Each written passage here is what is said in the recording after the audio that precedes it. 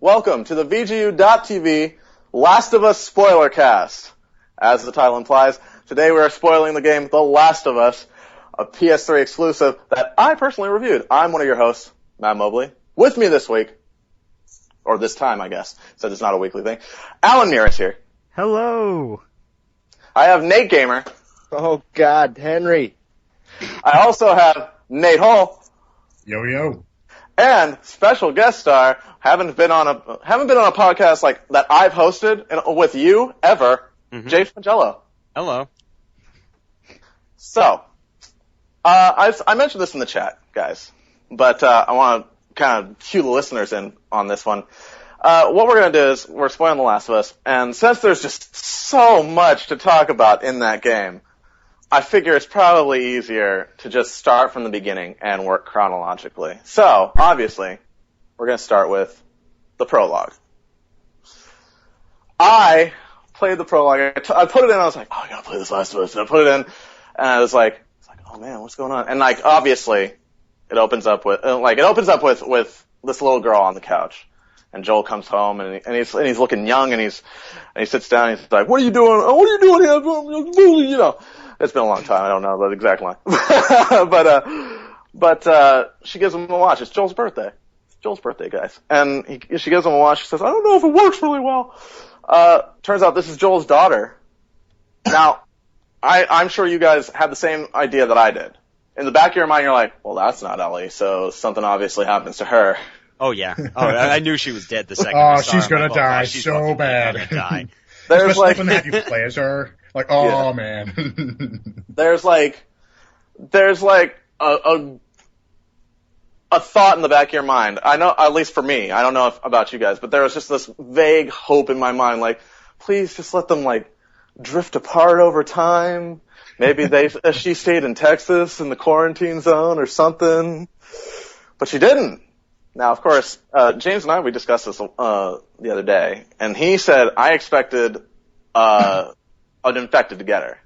Yeah, I was expecting an infected to get her, or at the least, I was either expecting an infected to grab her, or Joel would be incapable of like saving her, like he wasn't there when it happened. You know, like they got separated and then she died or something. I didn't expect them to both basically be home free and then get blasted by a guy in the military. I wasn't expecting that. It set the tone really well, though, for what was to come. Mm-hmm. Oh yeah, absolutely. It was actually, the whole prologue was actually pretty terrifying when you watch it, you know, because you're controlling Sarah. She wakes up the morning that the infection really starts. Mm-hmm. And well, I guess it was in the evening because it was nighttime. And you get to play as her. You're walking through the house and you're interacting with things. You find out that Joel's not there. Said he has to work late tonight, I believe, but he left his phone there. And then all of a sudden he bursts in and he's like, oh, you just stay in here. And he like shoots the neighbor because the neighbor's a runner now. And you know, they pack in Uncle Tommy's car, drive away, and you're still in control of her. And you can like turn around and look out the windows, and it just becomes legitimately terrifying. Like as you watch like this civilization crumble right before your eyes, all these people are attacking, and all these other people are panicking and running through the streets. And you get like an early glimpse of like how like much Joel's willing to survive. Like when they're driving by the other family on the road, and Tommy's like, they have a kid, Joel, and Joel's like, we do too. Keep driving. Yeah. He acts like Rick in The Walking Dead, Rick later on when he's already been in the zombie apocalypse for months. He acts like that right off the bat. I started drawing the comparison, and I was like, wow, he's a lot like Rick in like the later seasons of The Walking Dead. Yeah. And but it doesn't take much time. It takes literally 2 seconds for him to be like that. It was a little surprising for me because I thought that like he'd be more sympathetic early on. Like I can understand after 20 years. Being like, no, I do what I can to survive. Right. But you'd think that, right, like, they have a kid, like, all right, stop, just quickly. You know, like, he'd be a little more sympathetic, but he wasn't. Yeah. Although, I was also thinking, although along the same lines, I was thinking in this situation, we don't know about the zombies. You don't know exactly what's going on. It's all shit's going to hell. You're not really supposed to pick up hitchhikers anyway in real life, and now everything's going to shit. I don't know if I would stop the car either. Yeah. It might not be a smart idea. Regardless, it's not a good idea to do it now, and there are no zombies or there's nothing going on. And if I went out on the highway right now, I shouldn't stop the car to pick up a hitchhiker. So, Yeah. So like James said, they get away. They have to make a break on foot. Tommy tries to hold them back. You're carrying Sarah because she's twisted her ankle, I believe. Yeah, I think so. And you're carrying Sarah. You're running through the streets, and the guy, like the runners, are trying to climb over fences, trying to get to you. Mm-hmm. And finally, you're home free. Like James says, you're home free. And this military guy, tells him to stop, and he says, "Look, we've just been through hell. Like, please, just let us go." And you hear him take the orders. He says, "But there's a little girl with him." Mm-hmm. And he starts opening fire. Joel turns around. You think, oh, maybe he got away. Like, obviously Joel survived because I got to play as him later. Oh, yeah. maybe. The end. Tommy comes in, shoots the fucking soldier. He comes in, and he's like, oh no. He turns around and Sarah's holding her chest. Her stomach is bleeding, crying. I'm about to cry just talking about it. I was in tears. I was like, no, why? And fucking she's like, no, it's okay. Don't do this to me, baby girl. And then she just goes silent. And he just starts sobbing, and then cut to black. The Last of Us. I was like, oh my god! Jeez. Oh my god. That I really did. I liked the way that they had the soldier question the order for a second and then do it, because they could have showed it as just get the fuck back, and then they shot him or something and be like, oh, it's just how it's horrible. But they shows that he's a person too, and he's like, I don't want to do this. I don't want to shoot. But obviously, then at the end of the day, his order is his order, and he does what he's ordered to do. But there is, at the very least, that kind of it makes the character more realistic, because people, military guys are people too, they're just like anyone else, and a lot of times in games they're portrayed as just this mob force of they'll never question orders, they'll never do. But it was good to see that, because there's a little bit, the duty is going to eventually come through as the most important priority to him, but he did question the order, which I thought was a nice little touch. It wasn't much, but it was a little touch. Yeah. It's quite a way to start a game. Just a little girl. Yeah. It really, like you said, it really sets the tone for how bleak and dismal the rest of that game is. It's very depressing. The game fast forwards 20 years, which I thought was a good touch, because I don't want to see the beginning of it. I liked watching it start, but I don't want to be in the first few years. Mm-hmm. I want to see a world where these people have adjusted and adapted to a crumbling civilization. I think that's a better story to tell than this shit's happening right now. Because we see that kind of trope all the time. So that is. We fast forward to 20 years, and it's summer. The game is broken into seasons. Summer is the longest one. So much so that I broke it into 3 acts. Act 1 is Tess, Act 2 is Bill, and Act 3 is Henry and Sam. So let's start with Act 1. I enjoyed it. I enjoyed seeing where Joel was. I didn't really feel that much for Tess. Maybe they were partners, like sexual partners or something, in a way. They were both smugglers. They both become smugglers over time. Yeah, it wasn't a romantic relationship, but there was definitely some deeper connection there. It was possible that maybe they had got hooked up, shacked up together or something. That they might be close, but they were also survivors. Yeah. Yeah. But that first act, that's where the story's starting to pick up. You haven't really met Ellie. You don't meet Ellie till like pretty much the tail end of that act of Summer. And, it's kind of slow. It's still good, but like, it's not like there's any part of that that's like my favorite part of the game.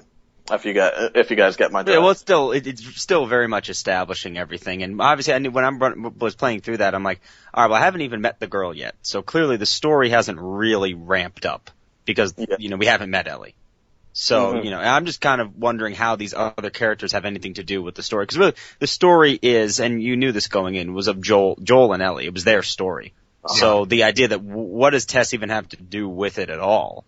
It's kind of what I was thinking as I was playing it. Like, how is this even going to tie in? Yeah, we open up with Joel, and he meets up with Tess, and she's been beaten up. And she says that Robert, the local, I guess, leader of the quarantine zone or whatever.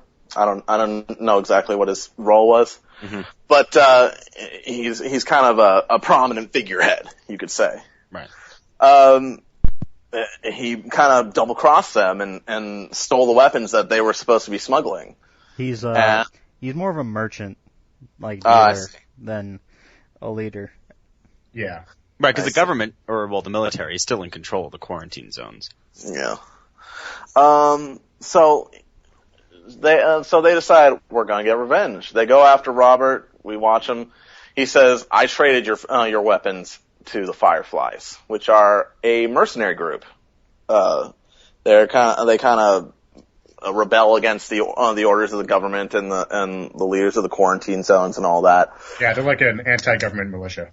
Yeah. Actually, it's kind of the opposite. They want to bring back the government. Well, I think that it was like, martial law had been imposed, and then it was just martial law for years and years, and the Fireflies are trying to basically break that and bring back the old civilization, the old kind of civilization. So it's a little bit, they're against the established, government or, military because they want the old one back, is basically. Yeah, that makes sense. The idea. Yeah.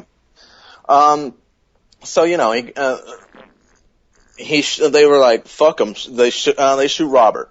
They kill Robert, and Marlene shows up out of nowhere. Like, she was just there. Yeah, I don't know. She was like, while I'm here, like, oh shit, they're coming. I'm gonna hide over here. Marlene is the leader of the Fireflies. You actually see this, like, it's one of the first documents that you get. Actually, I think it's already in your pack, where it's like you open it up and it's like wanted in collusion with the Fireflies, and it's her face. You find that before you meet her. Yeah, and she is the leader of the Fireflies. Sorry, I just had a sip of really cold water. It's been warm these days. I'm just saying. So she's like, "Fuck, I needed him," and she goes, "Fine, you guys are gonna do some work with me." And then she's you like get shot in the stomach or something. Yeah, she's like she's hurt. She's hurting. No word on what it was, but they kind of glance over whatever it was. It doesn't really matter. All you need to know is that she can't transport Ellie. She can't transport That's all you Ellie. need to know. That's all. She says, "I need you to move some cargo, and if you can do that, I'll get you your guns and more." And more, she says, and That's right. And she brings in Ellie.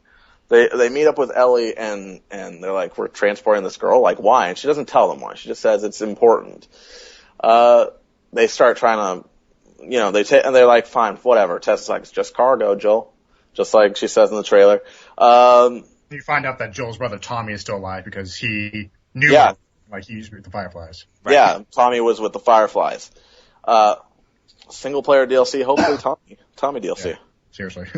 maybe like old Tommy. Like, I want to see Tommy like when he was in the Fireflies. I want to see Tommy at this like hydroelectric plant. Plus, maybe some Bill DLC as well. Yeah. Tower defense game. Tower defense. Tower defense. Bill was pretty awesome. So as they're trying to escape the government, they find out a little later that Ellie has been bitten by an infected, and she says it's 3 weeks old, and they're trying to call her bullshit because a regular infection, it takes 2 days to manifest. Like, it's real quick. And they're like, well, whatever. Like, I can't prove it to you, but time, I guess time will tell. Right, because like if they're with her for 3 days, then that kind of proves that it's been longer. Yeah. So they keep moving. I can't remember exactly like what happens leading up to it, but eventually Tess reveals, I got bit. Well, they get to the Joel gets separated from them. Yeah. And then I think that's during that segment when Joel was separated from Ellie and Tess, that Tess gets bitten and then she hides it. Right, because they leave. They're supposed to be going to the Capitol building to meet up with the Fireflies. That's where they're supposed to bring Ellie. And they get through. And they get through there. They get separated. They have all this BS. They get back together. They're both going to the Capitol building. And then once they get into the Capitol building and realize that there are no Fireflies there, that's when we get the revelation that Tess was bit.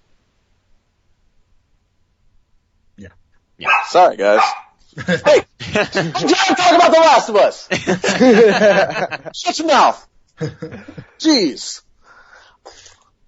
Poor Tess. It was pretty awesome though when you were walking away and you could hear all the gunshots going off, and then you walk back into that room later on, like up in the rafters or whatever, and you see her body just like. Yeah. And she took out like 4 or 5 dudes. So yeah, she had a couple. She had a badass death. She's for sure. She's a tough girl. Awesome. But like I said, I wasn't that close to Tess. I was like, oh man, that really sucks. But it wasn't as bad as like the deaths that would come. So yeah, but she's introduced and everything. It all happens kind of fast, especially. But I'm so lazy and old that I don't play games on anything other than easy nowadays. I'm old like in spirit, and I don't play games on anything other than easy because I don't want to deal with it.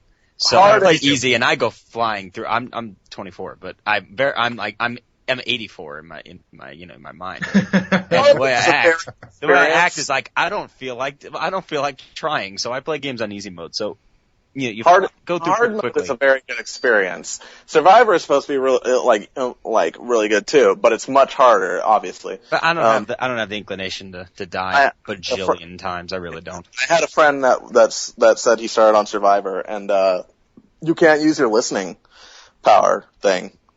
Really? Oh, yeah, like you press down R2, nothing happens. You got to do it on your own. There's a mechanic in the game, listeners. If you I don't know why I'm telling you this is a spoiler cast, but in case you're just like, oh, time to play The Last of Us, I just want to know what happens. I don't want gameplay mechanics, but you can spoil the story. There is a mechanic in which you can hold down R2 and kind of plan out your strategy. It's all in my review. You should check it out. But, you kind of see an outline and whatnot and be like, oh, look, okay, those guys are over there. I gotta try to move past them stealthily and whatnot. You can't do that in Survivor, apparently. So it's really hard. Anyway, yeah. Tess, shut the fuck up! Try to talk about The Last of Us. It's a very emotional game! Focus. So Tess is dead, and where do we go next? Because we have to escape from the soldiers who kill her. We escape them, and then we start Act 2, which is Bill. We get out, and she says, what about, I remember Ellie saying like, why can't you just take me back to Marlene? And she goes, she's not in any position to take you anywhere. Yeah, like Joel was convinced that Marlene was dying. Because he's like, look, I'm sorry, but I don't think your friend ever had any chance of making it. So I think Joel is totally convinced that Marlene is dead. That Marlene is dead. Yeah. And it's worth it to note that like when Tess dies, before Tess dies, she pretty much confirms, like, she pulls aside her collar, sees the bite on her neck, and she says, look how bad this is compared to hers. Yeah. I've only been bitten a few hours. Right. She says, this girl is for real. She is immune. So it just became a whole lot more real. Right. At that point. We get into Act 2 of Summer with Bill. They're on their own for a little while. They're doing their thing. Then they get into this area where there's a bunch of traps set up all over the place, Yeah, tripwires and bombs. Tripwires. There's a point where, like, you hear a clicker and you're like, oh shit, and like this clicker, and you're like, Yeah, Bill. like I was ready to defend myself. I was like, oh god, oh okay. Oh. Sweet. Well, that works. I'll take it. But eventually we meet Bill. He's this tough motherfucker who owes Joel a favor, and he's really angry. Very angry person. Like Really protective of his stuff. Yeah. he's like, you better not touch nothing. Like constantly to Ellie, and she's like constantly like making fun of him and whatnot. She like takes all the shots at how fat he was and stuff. Right. Why don't you take my food too? You could spare some of your food, bud. Bud. She steals one of his comic books. And one of his porn magazines. I'm thinking about that. Yeah, That's one of his porn magazines that featured dudes. Really? I didn't even catch that. Yeah, That's right. It turns out Bill was gay. Bill was gay. Yeah, Bill was gay. I Makes forgot sense. that. I forgot that it turned out that he was that it was about it had men in the stroke book. Yeah. But anyway, so they finally get a car. That's what they needed Bill for. They needed a car. And like the first car they find, like the parts are missing and whatnot because Bill's old partner fucking stole them. Did any of you find the letter to Bill? Yeah. Holy moly, that was great. So it's funny because if you give Bill the letter, he like crumples it up and throws it away, then you can pick it back up. And I didn't didn't know you could bring it back to Bill. Yeah. Because he doesn't really, he reads it and he's like, fuck you too, and he crumples it up and throws it away, and then you can like pick it back up, and it'll be like crumpled in your inventory, which I thought was a nice touch. That's funny. Because I didn't know that you could do that. Because it's actually kind of funny. Like right before you find it, there's a scene in which like Bill finds his his partner's body, and he's like, and he's really sad about it. Mm-hmm. He's like, I'll recognize that shirt anywhere. And he's just like sad about it, He's and then you find this letter where he's just basically like, fuck you, Bill. I stole those fucking parts from the car. Yeah, it's like, you're a piece of shit. I hope you die. Fuck you. Well, I think the whole idea is that they were romantic partners, but then Bill talks about how he wisened the fuck up and like he just like said he was better off on his own. Yeah. Then like to like kind of get back at him, his partner, stole the car, like the truck battery, and then hung himself because he was bitten. But yeah. Right. At least he fixed up the car before dying. Basically, I know. The main thing with Bill though is that Joel basically just needed to get this car from him. He owed him some kind of favor. I don't know what. I don't know if Bill knew on it. But who knows what it was? Because Bill was kind of like, your favor doesn't go that far, and Joel's like, yes, it does, and he's like, oh, well, all right, fine, But he's like, well, he's not leaving, so. But yeah, I'm not leaving until you give me the car, and he got basically just to get the car so they can go, because they're trying to get. At this point, Joel is basically just saying we got to go to Tommy, right? At this point, that's where they're trying to go, because he knows he's the only one he knows with connections to the Fireflies. Yeah. Which I can't remember exactly where that is, like in Pittsburgh or something like that. I don't remember where they were somewhere. I believe they start in Boston, don't they? Yeah, they start in Boston, but I don't think they made it to Pittsburgh until just after they had the car. Because Pittsburgh is where they get attacked by the hunters. Yeah. So they weren't. The Bill's not quite in Pittsburgh. Bill's like right outside of Lincoln, I think. Okay. Yeah. Can I just say, the Fireflies are like really unreliable. Like you try to meet them at the Capitol building, they're not fucking there. They're a ragtag resistance group. They're not really, you can imagine that they're not going to be very. And then, as we all know, later in the story, there's a reason why we didn't run into the Fireflies earlier, or the story would have been much shorter. Yeah. So they get the car. They manage to get away. We see the scenes that you see in the trailer, where they're playing the music. He's like, oh, that was actually before my time, but it is a good one. And like they're playing the music, and then she's like, oh shit, he's hurt. Should we stop him? He goes, put your seatbelt on, Ellie. Yeah. So he ain't even hurt. Oh fuck! Anyway, I love the way Matt describes things. That is really like one of my favorite trailers. So yeah, that was pretty awesome. But we start moving into Act 3 of Summer.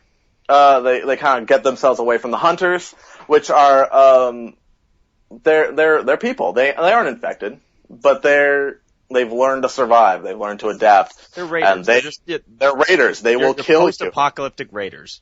They will fucking kill you. It's the best way to describe them. Sorry, I just remember this movie. I'll be brief. Where they were in Oakland and they had a group of raiders, and there was a post-apocalyptic thing, and they called them the Oakland Raiders. And the guy was like, "Really? You call yourselves the Oakland Raiders?"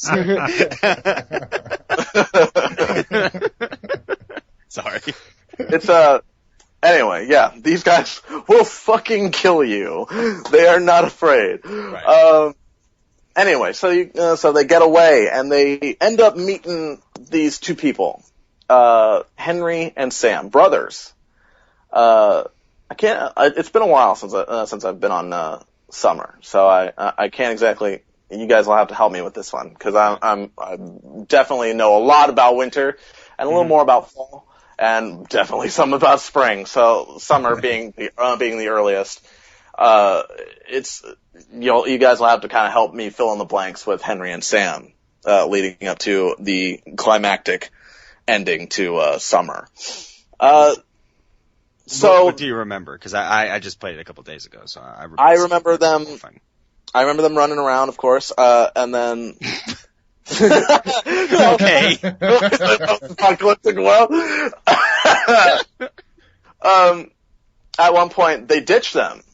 They're trying to get away from some hunters, I believe, and Henry and Sam ditch them. They're like, like at their first opportunity, basically. Yeah. Fuck 'em. It's also important to note that Henry and Sam kind of mirror Joel and Ellie, because Sam is like a kid. He's like the same age as Ellie. He's 14, and Henry's a bit older. Like he's probably like in his 20s. They stop by. He's older brother, not a dad, but still basically dynamic. And it's very similar. He's very protective of Sam. He looks after him. Right. I do remember. This is actually pretty important. They stop by. They pass through a toy store, and Sam picks up a toy robot and says, "Oh, can we take? Can I have it?" Like nobody's gonna buy it because fucking like who's there? And Henry says, "What's the rule?" And he says, "We only take what we need." Yeah. So, which is a good rule. I mean, admittedly, but I'd be snagging toys left and right if I had that. Like if I'm gonna die, I might as well die. I'm gonna die with some toys. The first place some I'm looting is Toys R Us for sure. first place I'm going. It's 4. I'm also going to the food stores. I'm going to the toy store. No one's gonna think to look there. Yeah, because there's nothing useful. You ain't gonna kill those infected with Nerf guns. So anyway, they pass through the toy store and then they have to ditch them. They got hunters or they got infected after them? Basically, what happens is they're trying to get to the bridge.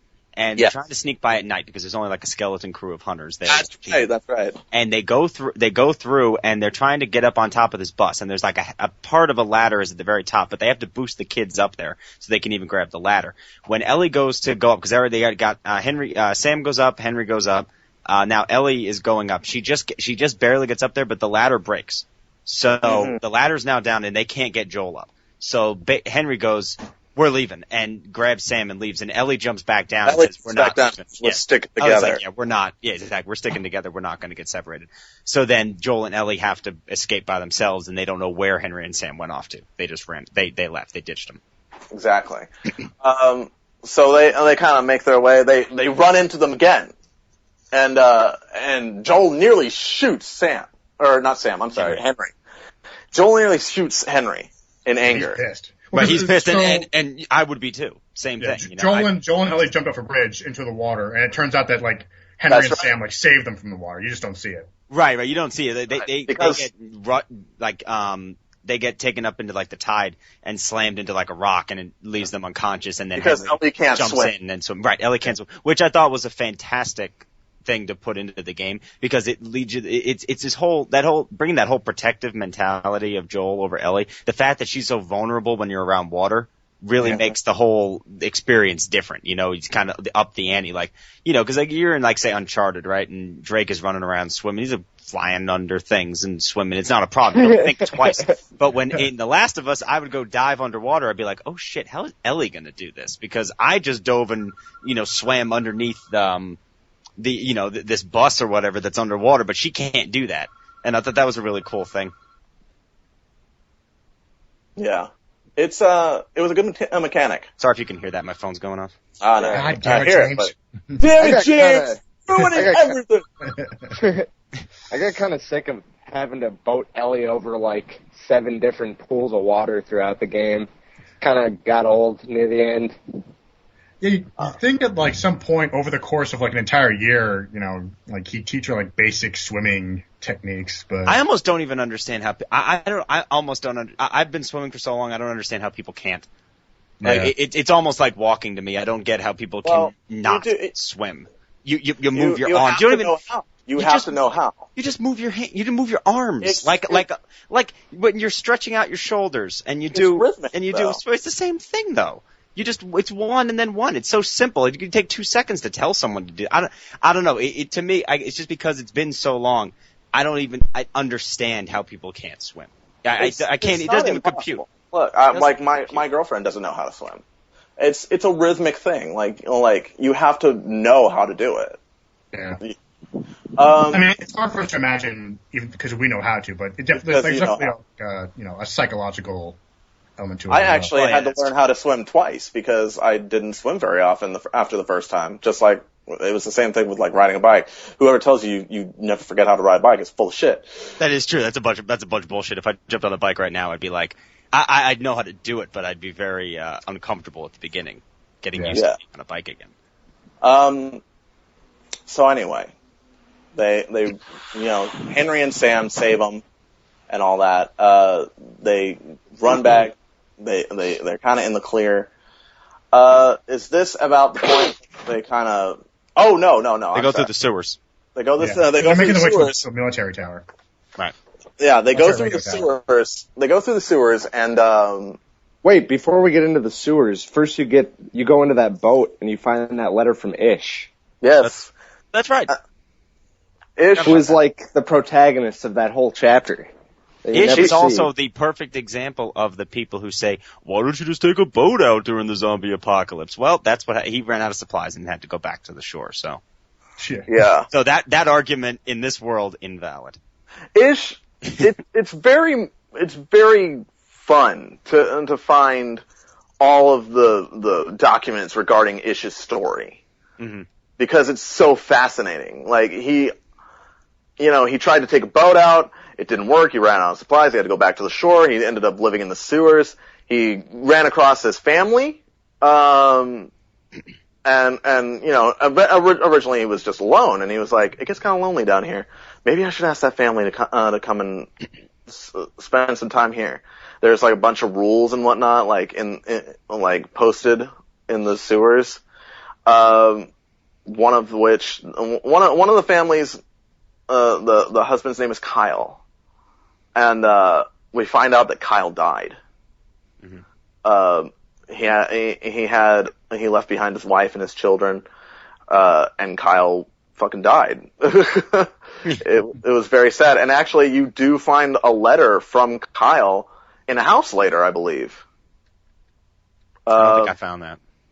Where he talks about like this guy asked me if I wanted to join him and seek refuge in the sewers, and I think that might be a good idea. And when Joel closes it, he says, well, that wasn't a very good idea now, was it? Oh, yeah, I remember that. And that's what I also like about the collectibles, is that Joel comments on them. Yeah. Like they're not just collectibles. They kind of add a little dialogue. It's anyway. So you get through the sewers and all that, and What happens next, guys? I'm blanking on that. So you make your way through the sewers. There's that brief part where Henry and Ellie get separated from Joel and Sam. So That's kind right. of switch things up. So Joel's with Sam now. Oh, and there's like a bajillion clickers that go after them. That scared the shit out of me. Stalkers. So I was like, holy moly. I was literally like, there's no sneaking past this. Like, look, just go. Yeah. Run. That's a very exciting part, actually. It is, and it's one of those things. You know, the whole game we've said a million times, but it's true. The whole game is trying to build up this protective relationship, where as Joel, you're worried about Ellie constantly, and the fact that you see now, not only are you separated from her, but you see like 8 to 10 clickers running after her. You're like, I can't. How can I even cope with the fact that this is happening? I can't get over there to help her. It's like, whoa, that was a really good. That did. But then you had to kind of say, hey, you know what? I got to protect this other kid because we got a lot of shit on our end too. Mm-hmm. I died so many parts at that part, or so many times at that part. Yeah. There's a lot of runners. There's a lot of the one combat thing that I didn't like all that much is that the clickers, if you tried to punch them, they would like immediately eat you unless you had a shiv. The problem I had with that is that the runners and clickers would get so confused, and sometimes there were runners who were kind of clickers. They kind of looked like clickers, but they weren't. So I was very confused. Yeah, I was very confused as to what I can punch and what I can't punch. And a lot of times that would lead to my neck getting bit. Before I forget, speaking of getting bit and dying fucking horribly, when you're still with Bill, you meet your first bloater. Oh yeah. Yeah, that's true. When you're at the school. Have you ever let a bloater kill you? Oh god, that is horrifying. I didn't let it happen. It happened naturally about 10 times. Cause if that thing gets anywhere near you, it grabs you and it goes to the killing cutscene. So there's no, you cannot get close to that thing. And that's actually the moment. Your mouth. That's the moment I died so many times that it said you can always turn on auto aim, and I'm like, oh my god, there's auto aim in this game, and then I went and turned that on. And I was like, fuck yes! All of a sudden this got easier. Holy shit, there's auto aim! I never would have gotten through that game without auto aim. If I had turned that off, I never would have completed it. Never. I didn't even know it had auto aim. Huh? You have to go into the options to turn it on. Yeah. I didn't bother, but there was that is a pretty rough death scene to watch.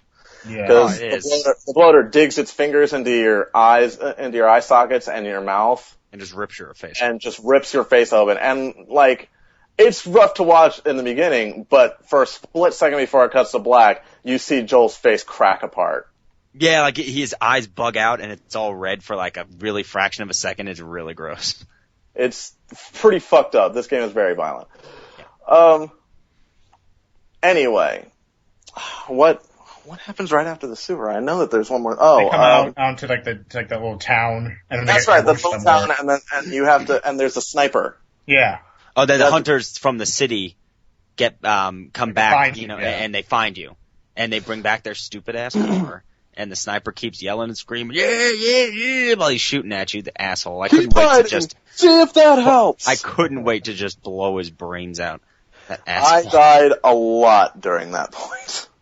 I had auto aim. I was flying through that. I was a bam, bam, bam, bam, like a superhero. It was great. I expected to find Merle Dixon up there. But you get through that, and then you have to take aim as a sniper yourself now, and protect the rest of them as they make their way across.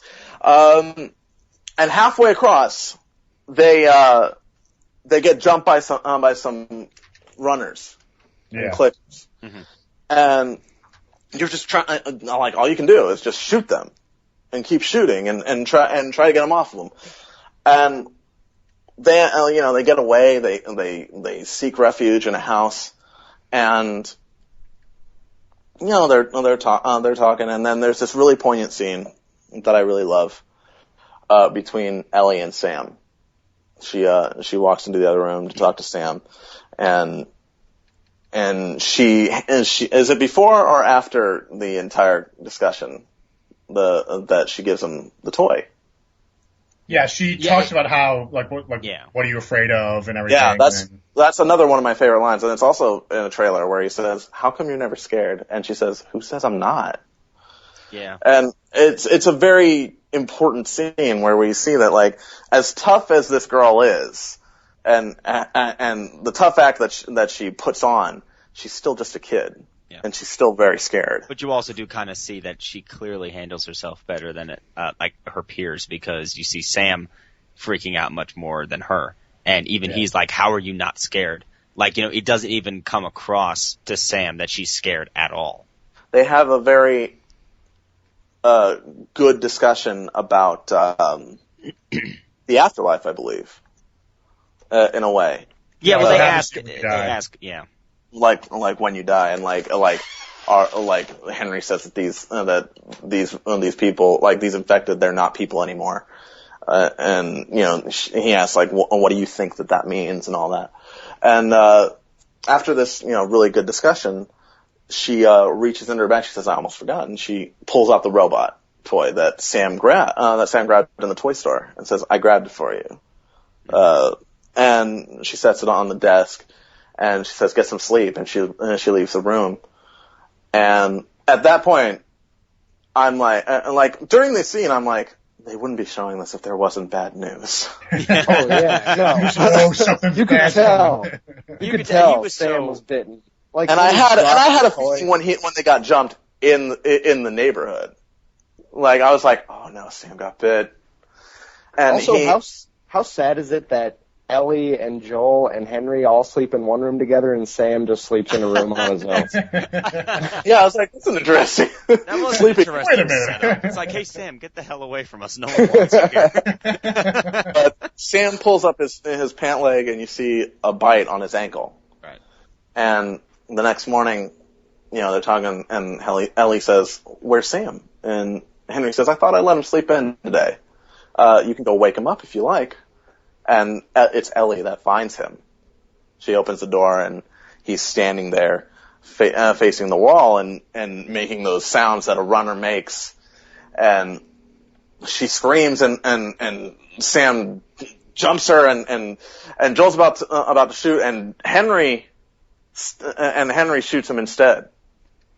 Yeah, well, Henry tries to. Basically, Joel goes for his pack.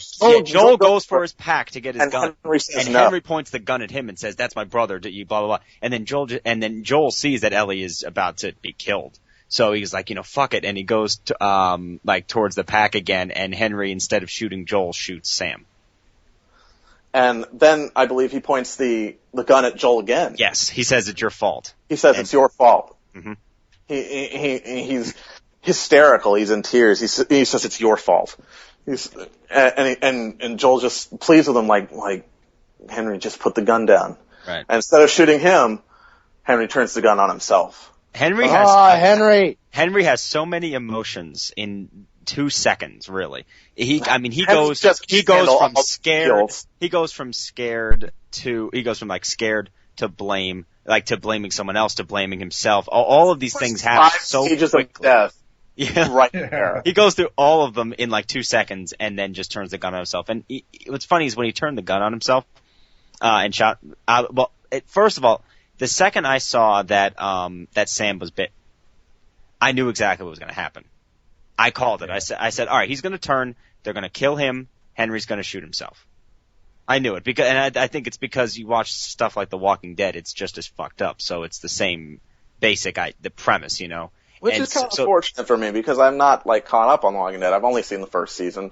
I haven't really gotten around to watching the second season yet. So it was that kind of mechanic was really fresh for me. Right, exactly. I think that's why it probably was more, emotional or more surprising for you. It made more of an impact on you guys. For me, it was, as soon as I met Henry and Sam, I knew they were going to die. Because I'm like, this doesn't happen. Because look, well, first of all, that's number one. That's number one. That's just a rule of anything. No, but seriously, when you're doing a story like this, especially since we already saw that Tess got killed, right? Yeah. You're doing a story like this, and you're running through. It's supposed to be this big long story, and I knew that it spanned the course of a year. It wasn't just the summer.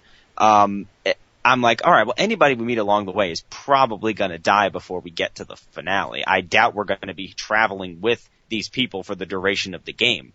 Mm-hmm. So I would think they have to be dead. So I kind of knew it was coming.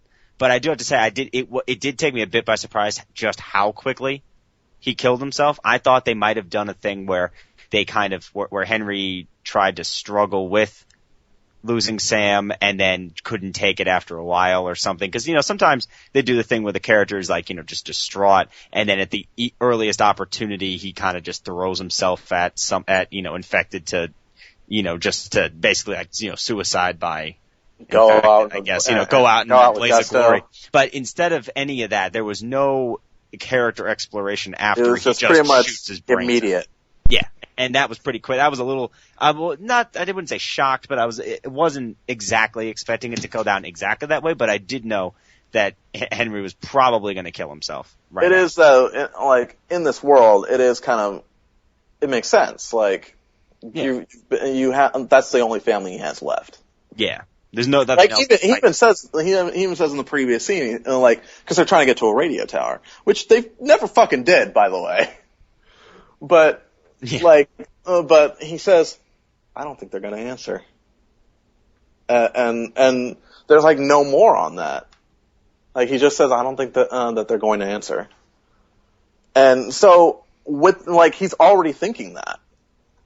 Sam is the only family he has left. Now he's lost him. He also had to put him down himself. He already thinks that nobody's going to answer at that radio tower. There's really no hope and no reason left to live for him. Mm-hmm. So it kind of made sense. And with that, he points the gun on himself. Gunshot, cut to black, fall. We're into fall now. And each season now is a lot shorter. But you still get a really good amount of time in each. When we get into fall, Ellie wants to talk about it. She's like, you run across a grave. Did you guys run across a grave? It was, they run across a grave and Joel says that grave is much too small because it's for a child and it's got a teddy bear on it and all that. And Ellie says, oh man, I totally forgot to leave that robot on Sam's grave. Yeah, I didn't see it that conversation. No, I must have missed that. Yeah, I think I missed that too. It's you kind of have to backtrack a little bit. Okay. All right, if you had to backtrack, I was going forward. I'm spilling water everywhere. But she wants to talk about it. She says, do you want? She says, I want to talk about it. She goes, and Joel says, no, things happen and we move on. Ooh. He's not the kind of guy that likes to talk about these things. Yeah. Living in this kind of world, that's all you really can do is things happen. That's the way he copes with it is that he just is like, yeah, this is how it happens and I'm not going to deal with it. I'm not going to make a big deal out of it because it's what happens. I'm kind of expecting everyone to gruesomely die. So when it happens, I'm ready for it. I'm used to it and it's not that big of a deal. If he makes it more of a big deal, then his coping mechanism is broken, so. Exactly. While they're in fall, they're coming up on this hydroelectric plant. They're trying to find Tommy, his brother, which he actually mentions that they haven't spoken in a long time, and actually that the last words that he said were, I never want to see your fucking face again. Yeah, I thought that was funny. I'm like, oh, okay. So what are we going to have one of those, he has to practically fight the guy at the beginning to get him to listen to him? That's what I was thinking, but it turns out didn't happen. He's actually really happy to see him. Gave him a big hug and everything. Mm-hmm. And Joel runs into his brother, runs into his new wife, and they get separated, Ellie sticks with I can't remember Maria. his wife.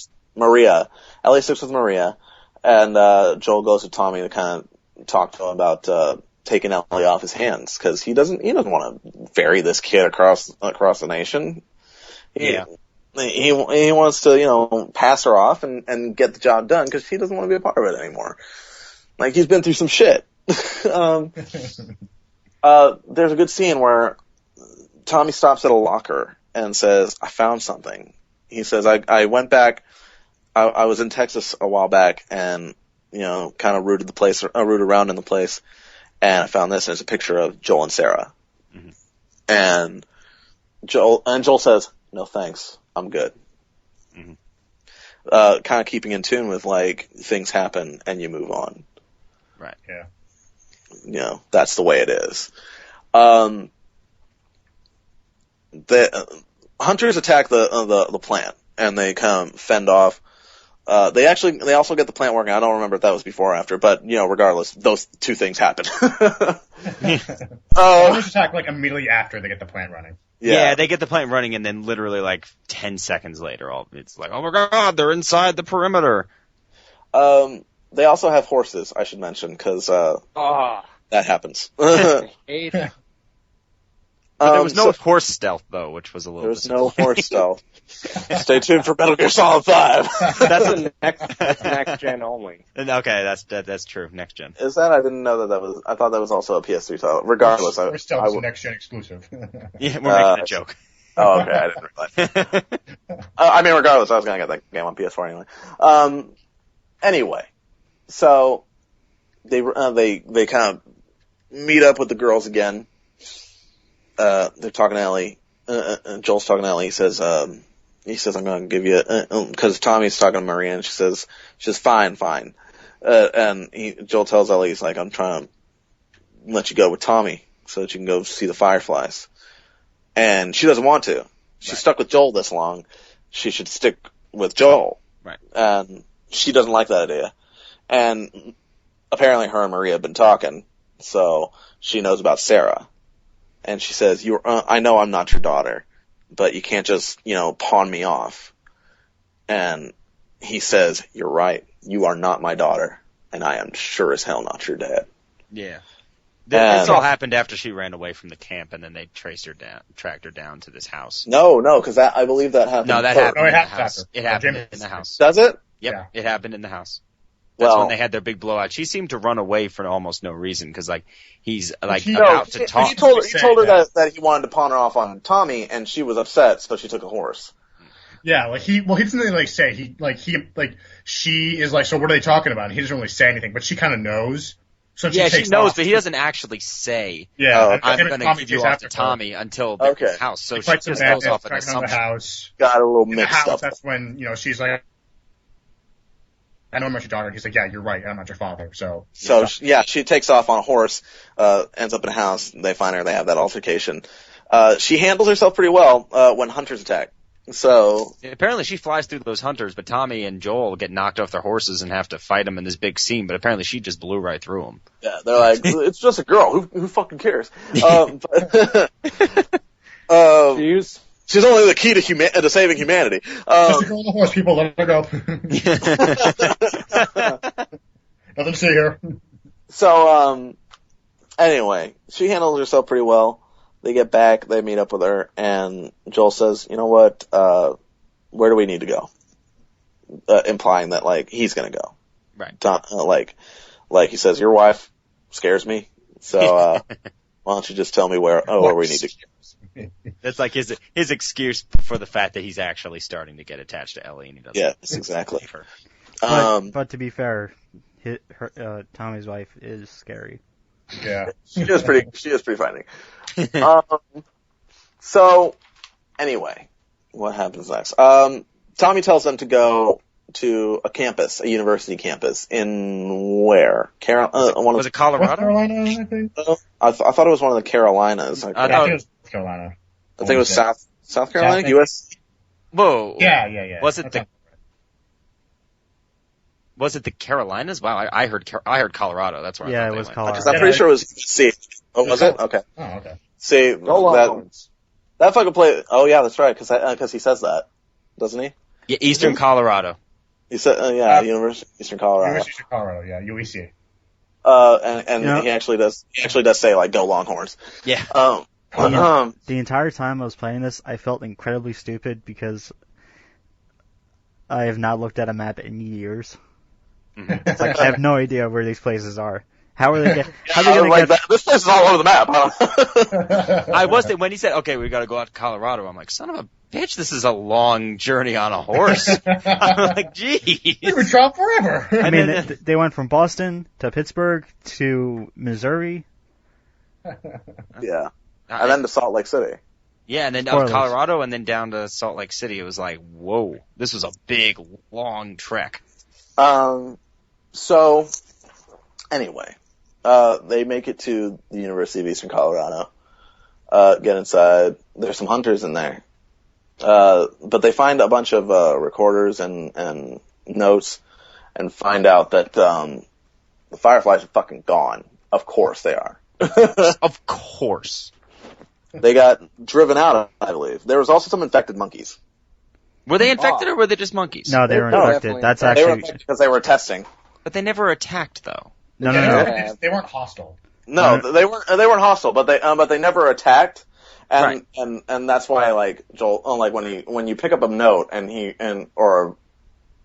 think it's a tape recorder, and they talk about, like, testing the monkeys, he says, well, I'm glad one of those monkeys didn't bite me. Actually, no. Yeah, the recorder, the guy who records it says that one of the monkeys bit. Yeah, that's right. He says, he says, he's trying to set the monkeys free, cause they say, like, they gotta ban their post, and that they gotta just kill the monkeys. And he says, who are they to say? I'm gonna let them, run free. And then you hear him go, ow, he bit me. Oh no. It's like 28 days later all over again. Stop that bet, May. Like that's how it ends. Like he literally goes, it bit me, and then he goes, oh no. Shit.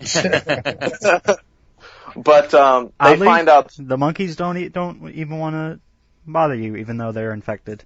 Yeah, that surprises me because I thought they were just regular monkeys. But now that I know that they're infected, I'm kind of like, why didn't they attack? Yeah, that would have been a really cool enemy type, like fast and small. They would have been a pain in the ass. Well, yeah, but I don't know. I wanted to kill some. Yeah, you wanted to kill them. I wanted to kill some. Hey, that's what Time Splitters is for. Yeah, there was actually, I believe, a scene in which, like, a monkey kind of popped out of nowhere and was kind of a cheap jump scare, wasn't it? Yeah. Like when there's a door you open and Yeah.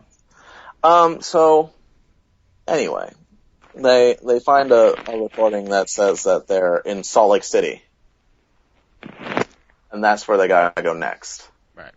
But then some serious shit goes down. Some serious shit goes down because hunters show up and Joel takes them all out, but they're on a balcony, and he struggles with one, and they break the glass because the guardrail is made of glass, so it shatters behind them, and they fall down to the first floor, and Joel lands, onto a piece of rebar? Yeah. A rebar, and it goes straight through him, like all the way through. You see, all the way through. Side. Yeah, all the way through, and Ellie's got to help him up, and you just that was hard to watch too, as you just like try to walk, and your vision gets blurry, and you're stumbling around, and anytime he has to stop, like he leans against the thing, and he pulls away, and there's blood all over it, and as he finally passes out, we cut to black and see winter, which is the best part of the entire game. Oh, yeah. Winter was entirely, like, the entire thing was so badass. Yeah. Well, it starts off really serenely, but then... Very serenely, but, like... Well, as soon as they put up with Ellie there, because here's the thing. Joel...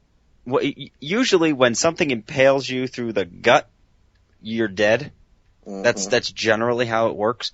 And I was pretty sure that Joel was dead. And I thought it was a nice are we touch really going to have to play as Ellie for the rest of the Yeah, I thought it was because that was nice annoying. touch. That annoyed me. How in like the beginning of Witcher, like you didn't know if Joel was still alive or not. Well, like, yeah, it's true that they did. Unless you pre-ordered the game and got Winter, Ellie, and Joel's avatars. But I was pretty GameStop. sure.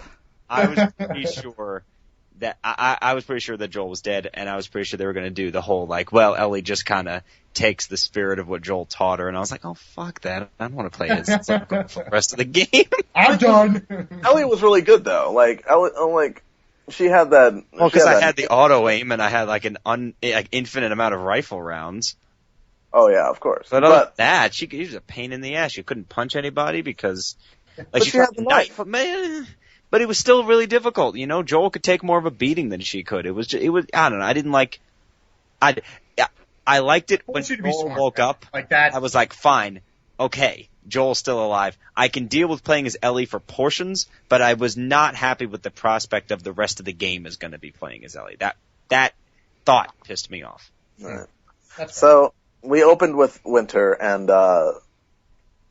it's beautiful. Like, it's freshly fallen snow. You look around, and like the snow is glittering from the sun. And Ellie is chasing down a deer. She's got a bow and arrow, and she's trying to hunt a deer. So that's actually how it begins. Like, you see a little rabbit come out of the snow, and then all of a sudden an arrow goes fucking through its throat. But she sees a big buck, and she's like, oh shit, that'll be a good dinner.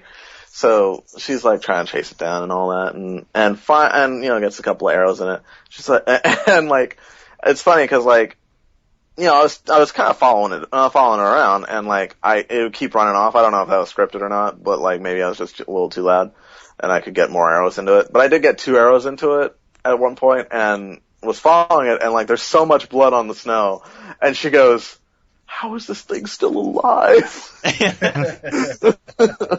What's going on? But she ends up finding it laying dead in the snow in the middle of a town. And I'm like, no, of course, it's in the middle of a town, in the middle of a populated area. Who knows who could be there? Of course, no, sure, of course, yeah. But she goes to like, kind of take care of it, and these 2 guys walk up. A guy named David, and I don't know the other guy's name. James. Fucking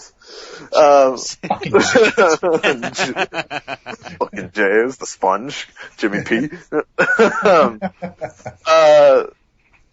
So James is a little leery about this girl, but David over here is like, hey, how you doing? No, we'll I see you. We'll trade you some supplies. Yeah, I'm Nolan Norris. How you doing there, big? How you doing there, little girl? sounds like a rapist. Full on pedophile mode. It was great. But she asked for medicine. She says, I'll give you the buck if you give me some medicine. That's when I knew that Joel was alive. Yeah. Yes. And he says sure, and he sends James off to go get some penicillin. And then what is it?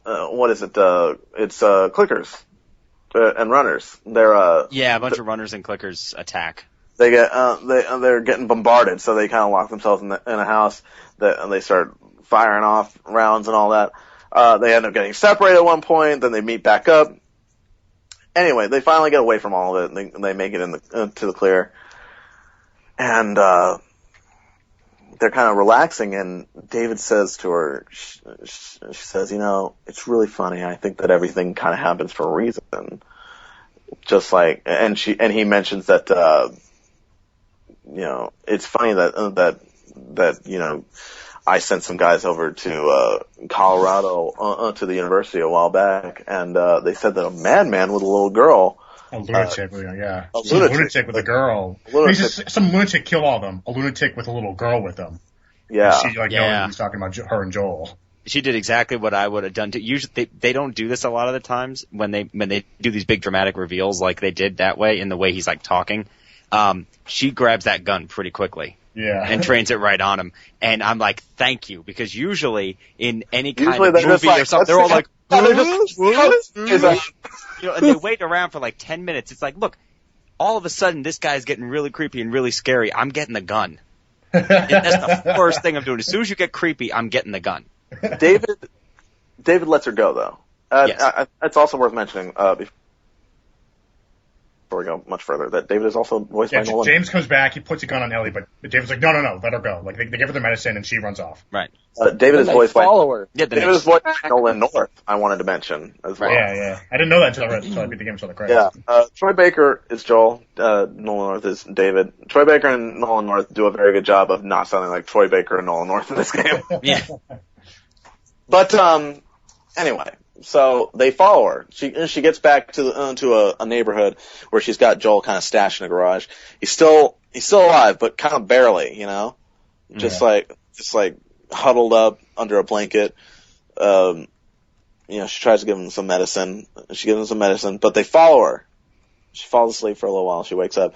She hears them, and she's like, I gotta get them away from here so that they don't find Joel. So she kind of leads them away. She gets on her horse, leads them away, and they end up capturing her. They kill the fucking horse. Yeah, first they kill that fucking horse. Yeah, first they kill that guy. No, Callus! In the done. game. Like, they kill the horse, and then they capture her. And that's when Joel decides to wake up. She wakes up, and he's like, Ellie? And so he starts making his way through the town, making his way past the hunters as well. Ellie wakes up in a cage. David tells her, like, I'm trying to save your life. She sees him butchering like James is cutting arms off of people and whatnot. So like a normal Tuesday for me, Well, yeah, you find out James cutting people up. This group scalping bitches. You find out James from Joe away. That was pretty gross. You find out that this group they're cannibals because they need to be to survive. Did you catch that, or did you find that one note that says like how many pounds of meat they brought in? Yeah, and like there's like a note where it's like a big number, and they're like, that's more like it. Yeah, there's like one part that says we need to do better, and there's another part that's like, yeah, that's more like it, like because they kill one people. Kind of yeah.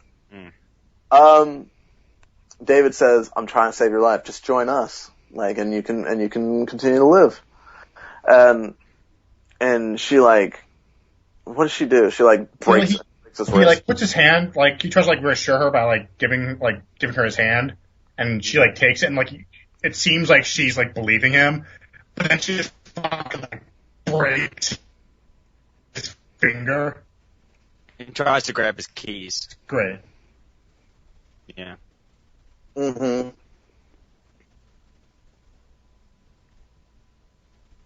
He grabs her and bashes her face against the car a few times and pushes her away. It's just like, at playing so long and slowly, you're just like, no, you don't do that.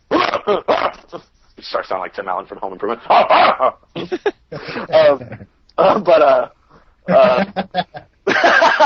But anyway, so the perspective is now switching back and forth between Joel and Ellie. Now, like Ellie kind of makes her way out. Okay, so sorry, listeners, we had a little bit of a technical difficulty. Kind of double back a little bit. Okay, so they're in Ellie's in the cage. She manages to make her way out. Kind of sneak through. That was a tough part too. Trying to sneak out. Yeah. I ended up even on easy mode. That part's rough. Like I ended up in the bathroom of like that bookstore, and just like waiting for like more of the enemies to show up, and then just like knifing all of them when they came in. But that was a long part too. I was like, how fucking long is this? When does this end? Ellie ends up in a burning building with David. Right, I think it's like a restaurant. A restaurant, yes. And there's a sort of boss fight in a way. Yeah, definitely. Where she kind of has to sneak around him and stab him, and he's fucking resilient. I'll give him that. You throw a cinder block at his face, and he's like, and then you hit him a couple times, and you stab him, and he just pulls the knife out and goes like, all right, I'll give you that one. It's like, what? What? Oh, good God. Well, after you stab him twice, the fight gets much more frightening as he starts stalking you. Yeah, and he moves pretty damn fast too. He got behind me a few times. And if you try to take him up when he has the machete. Oh my god! Have you seen the death animation where he kills you? Yeah. He fucking slices you up, man. Oh, you're like, oh my god! Oh no! Well, I jumped out of my seat. Well, I wasn't in a seat, but I jumped off the floor because I'm playing and I'm sneaking. I think that he's up and to my left. I go to listen. All of a sudden, I see the animation of a knife going through my back, and he's right behind me. And I'm like, ah! He's got this big machete. If you try to go up, take him on up front, he just kills you. You have to sneak up behind him. Now, does he corner her before or after we get back to Joel? I know the fight happens, and then he when you stab him the third time, he knocks you out. And then he switches back to Joel, and Joel sees that the restaurant's on fire. No, before that, one of my favorite scenes of the game. He's sneaking out, and two guys catch him. Oh yeah, that's before, yeah. They grab him. One guy grabs him from behind. Another guy's he's like get him, and he's got this knife. And Joel whacks him in the nuts with his foot, and pulls the other guy away. And he's like, "Come on!" And he takes them both into a house. One's on the floor, one's in a chair, and he's beating the shit out of them. And he says, "Where's the girl?"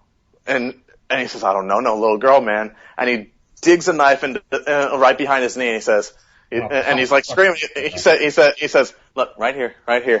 He says, "Now you're gonna tell me when I tell this, or I'm gonna pop that knee off." Yeah, it was a woof. That's fucking brutal.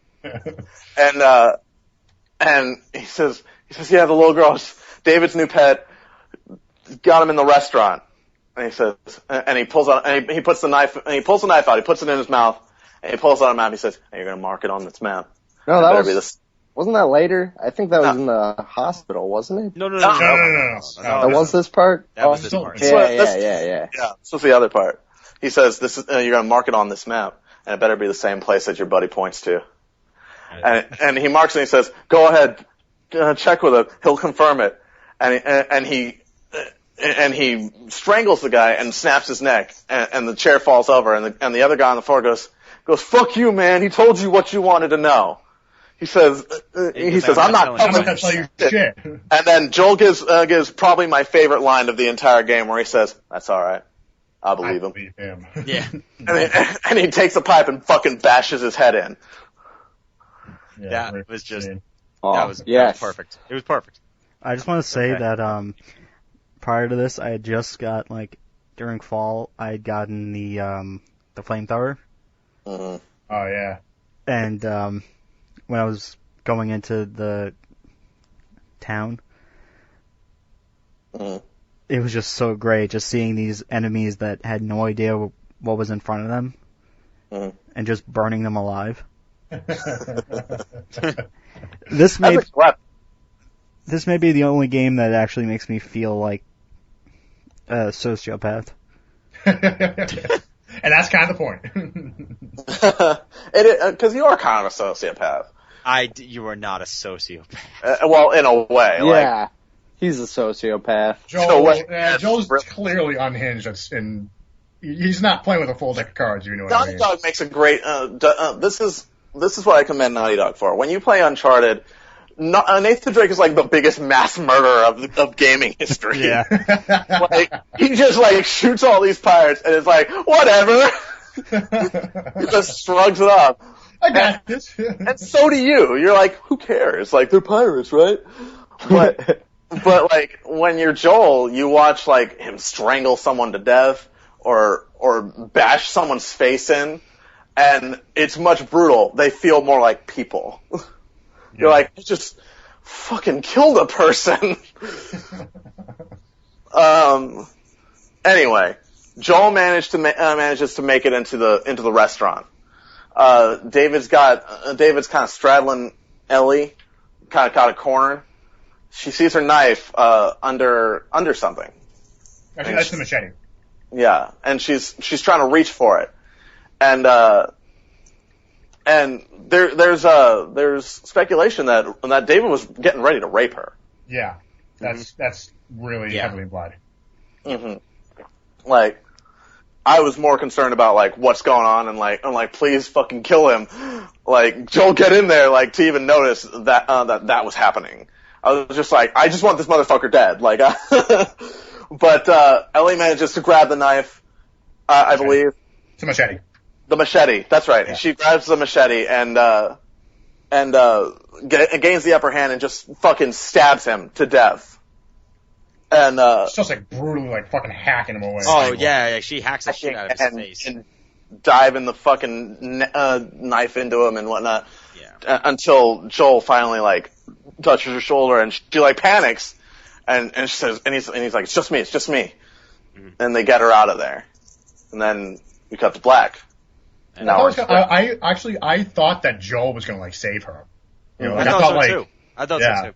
I was pleasantly surprised when she actually got the machete and killed him. I was like, oh shit, that's awesome. Yeah, so I was expecting Joel to just come up behind him and just like shoot him in the head or something. It is very awesome, but you also have to think of the inclinations of it. Yeah. Like, it's bad enough that like she lives in this world, but the fact that she had to brutally murder someone like that, she just like any semblance of childhood left is gone. She's not a child no more.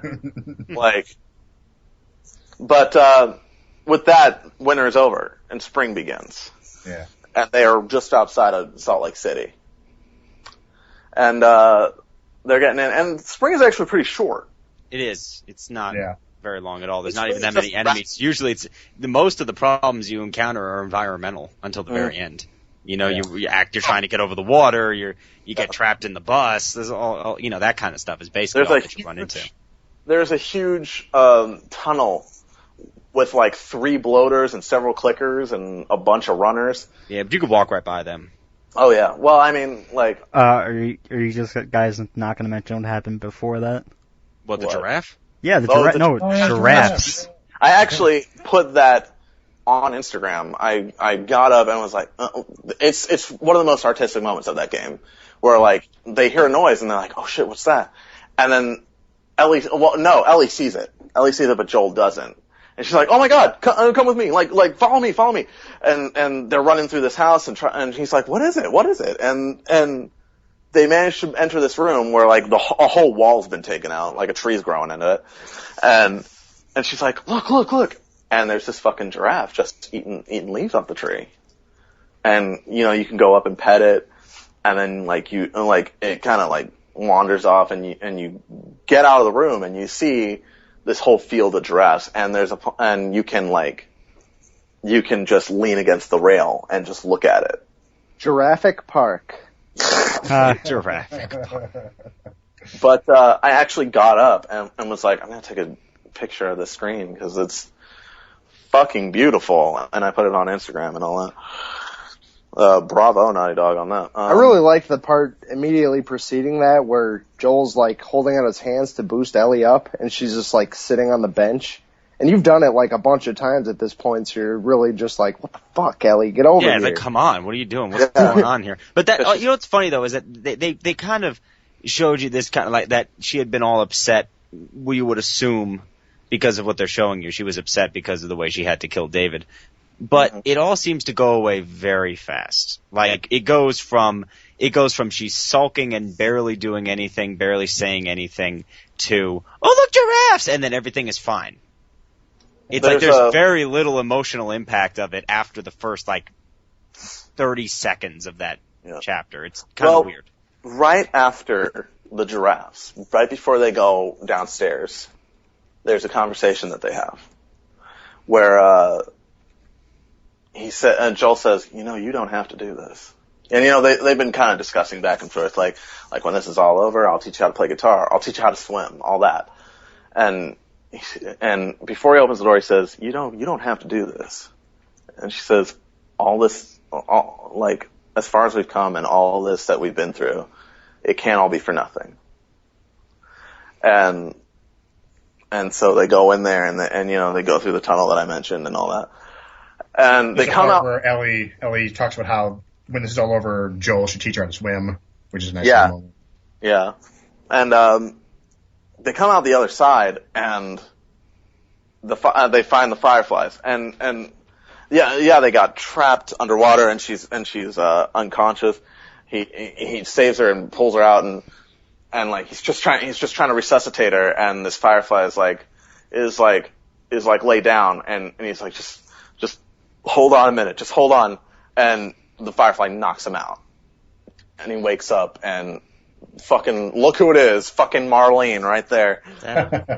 Fucking Marlene. You're like, oh, so you made it. You're still alive. And I was like, well, here it comes, because obviously we've gotten to the place. Like, here we are. Like, here we are. How is the story going to end? And I'm like, since it's spring, I'm like, we've done almost nothing in spring other than walk to this hospital. There's no way this is going down cleanly. And she says, sorry, they didn't know who you were. Right. And he says, where's Ellie? And she says she's being prepped for surgery, because we're gonna, take her apart and study this thing, and see how it doesn't have an effect on her, and how we can kind of, distribute it or whatever. Make it into a vaccine. Turn it into a vaccine. And Joel says, the one thing that, like, nobody really thought of until that moment, where he says, it grows in the brain. And you're like, oh, shit. My God. You know what the funniest part of that is? I am so stupid that when he said, it goes all over the brain, I'm like, yeah, so? I was like, I don't get it. And then all of a sudden, then they start talking about, like, oh, they're going to remove it all. Oh, they're going to kill her. It didn't click. See. When he said that, it did not click to me that they were going to kill her. It was still like, all right, whatever. It's my deal. response. He's like, it grows in the brain, and my response, like, I literally felt this chill in my spine, and I go, oh my God, it does. Well, I thought they could. I thought they could. Because another thing too is, like, I thought they were just going to be able to isolate any of it, and it comes in through the infection point. You would think it's still in the rest of the body up to the brain. You would think they'd be able to grab it from anywhere in her arm or something. Just use her fucking blood. But yeah, but no. No, they want the whole thing, the whole shebang. Because maybe we can create a vaccine. That's another thing too, is they kind of said it as if it was a given that they could create a vaccine for it. But that is not fucking true. The fact that she's immune doesn't mean that you could create something out of it. They could guess that maybe if they looked at it, they could reverse engineer something, but that doesn't make it a fact. There was no assurance that would work. So here we are, and Marlene's trying to make it sound okay. She's like, I knew her mother, like, she would have wanted this. And it's like, would she? Yeah, it's like, and honestly, also, who gives a shit what she would have wanted? It's not Ellie's choice whether to live or die. It's not her choice to say, yeah, I want to sacrifice myself for the cause or not. No, they're just going to kill her because, it's for the greater good. Fuck you, no. Exactly. And she said, Joel's ready Joel's ready to fight. And she says, don't be a stupid, Joel. Don't be a stupid. Don't be stupid, Joel. I don't remember I was gonna say. Don't be an idiot, and then I changed it to stupid at the last. Don't be a stupid. Don't be stupid, Joel. Well, yeah. And of course he doesn't listen to that advice because he's a one-man army and he's gonna kill them all. And so as they're leading him away, he fucking like takes out a Firefly, takes his gun. They start moving. He starts moving towards the operating room. Yeah. And he's taking out people left and right. And they give you a new gun type in that battle. I'm like, really? We don't get the assault rifle till the last 2 seconds of the game? Really? Could have used this 3 hours ago. Yeah, I know. 20 bullets, you fucking dick! I think the Fireflies would be a little well-equipped. A little more well-equipped there. So, anyway, he makes it all the way up. It gets really harrowing up there. He murders a ton of Fireflies. Oh yeah, it's great. And finally, he gets into the operating room. You see her through the window, and he opens the door, and one of the doctors points a scalpel at him. He says, "I won't let you do this." You know how fast I shot that guy? I came into the room. He went, "I'm not gonna." I went boom, boom, boom, boom, boom, killed everyone in that room. I was not stopping. I was in rampage mode. There was no stopping me. There was this. I don't know about you guys. Obviously, James is like, who gives a fuck? No, they're dying. Done. Boom. Game over, man. I went in there and I tried to give this guy a chance. I hoped that I could give this guy a chance. He's pointing the scalpel at me, and I pointed my gun at him and hoped that when he saw that barrel staring at him in the face, that he put that shit down. Mm-hmm. You're like, don't make me do this. You don't have to be a part of this either. And when he didn't, I shot him, but I left the other two alone because James didn't fucking stick around to listen. Oh, but the woman says, should we do something? And the other guy goes, shut up.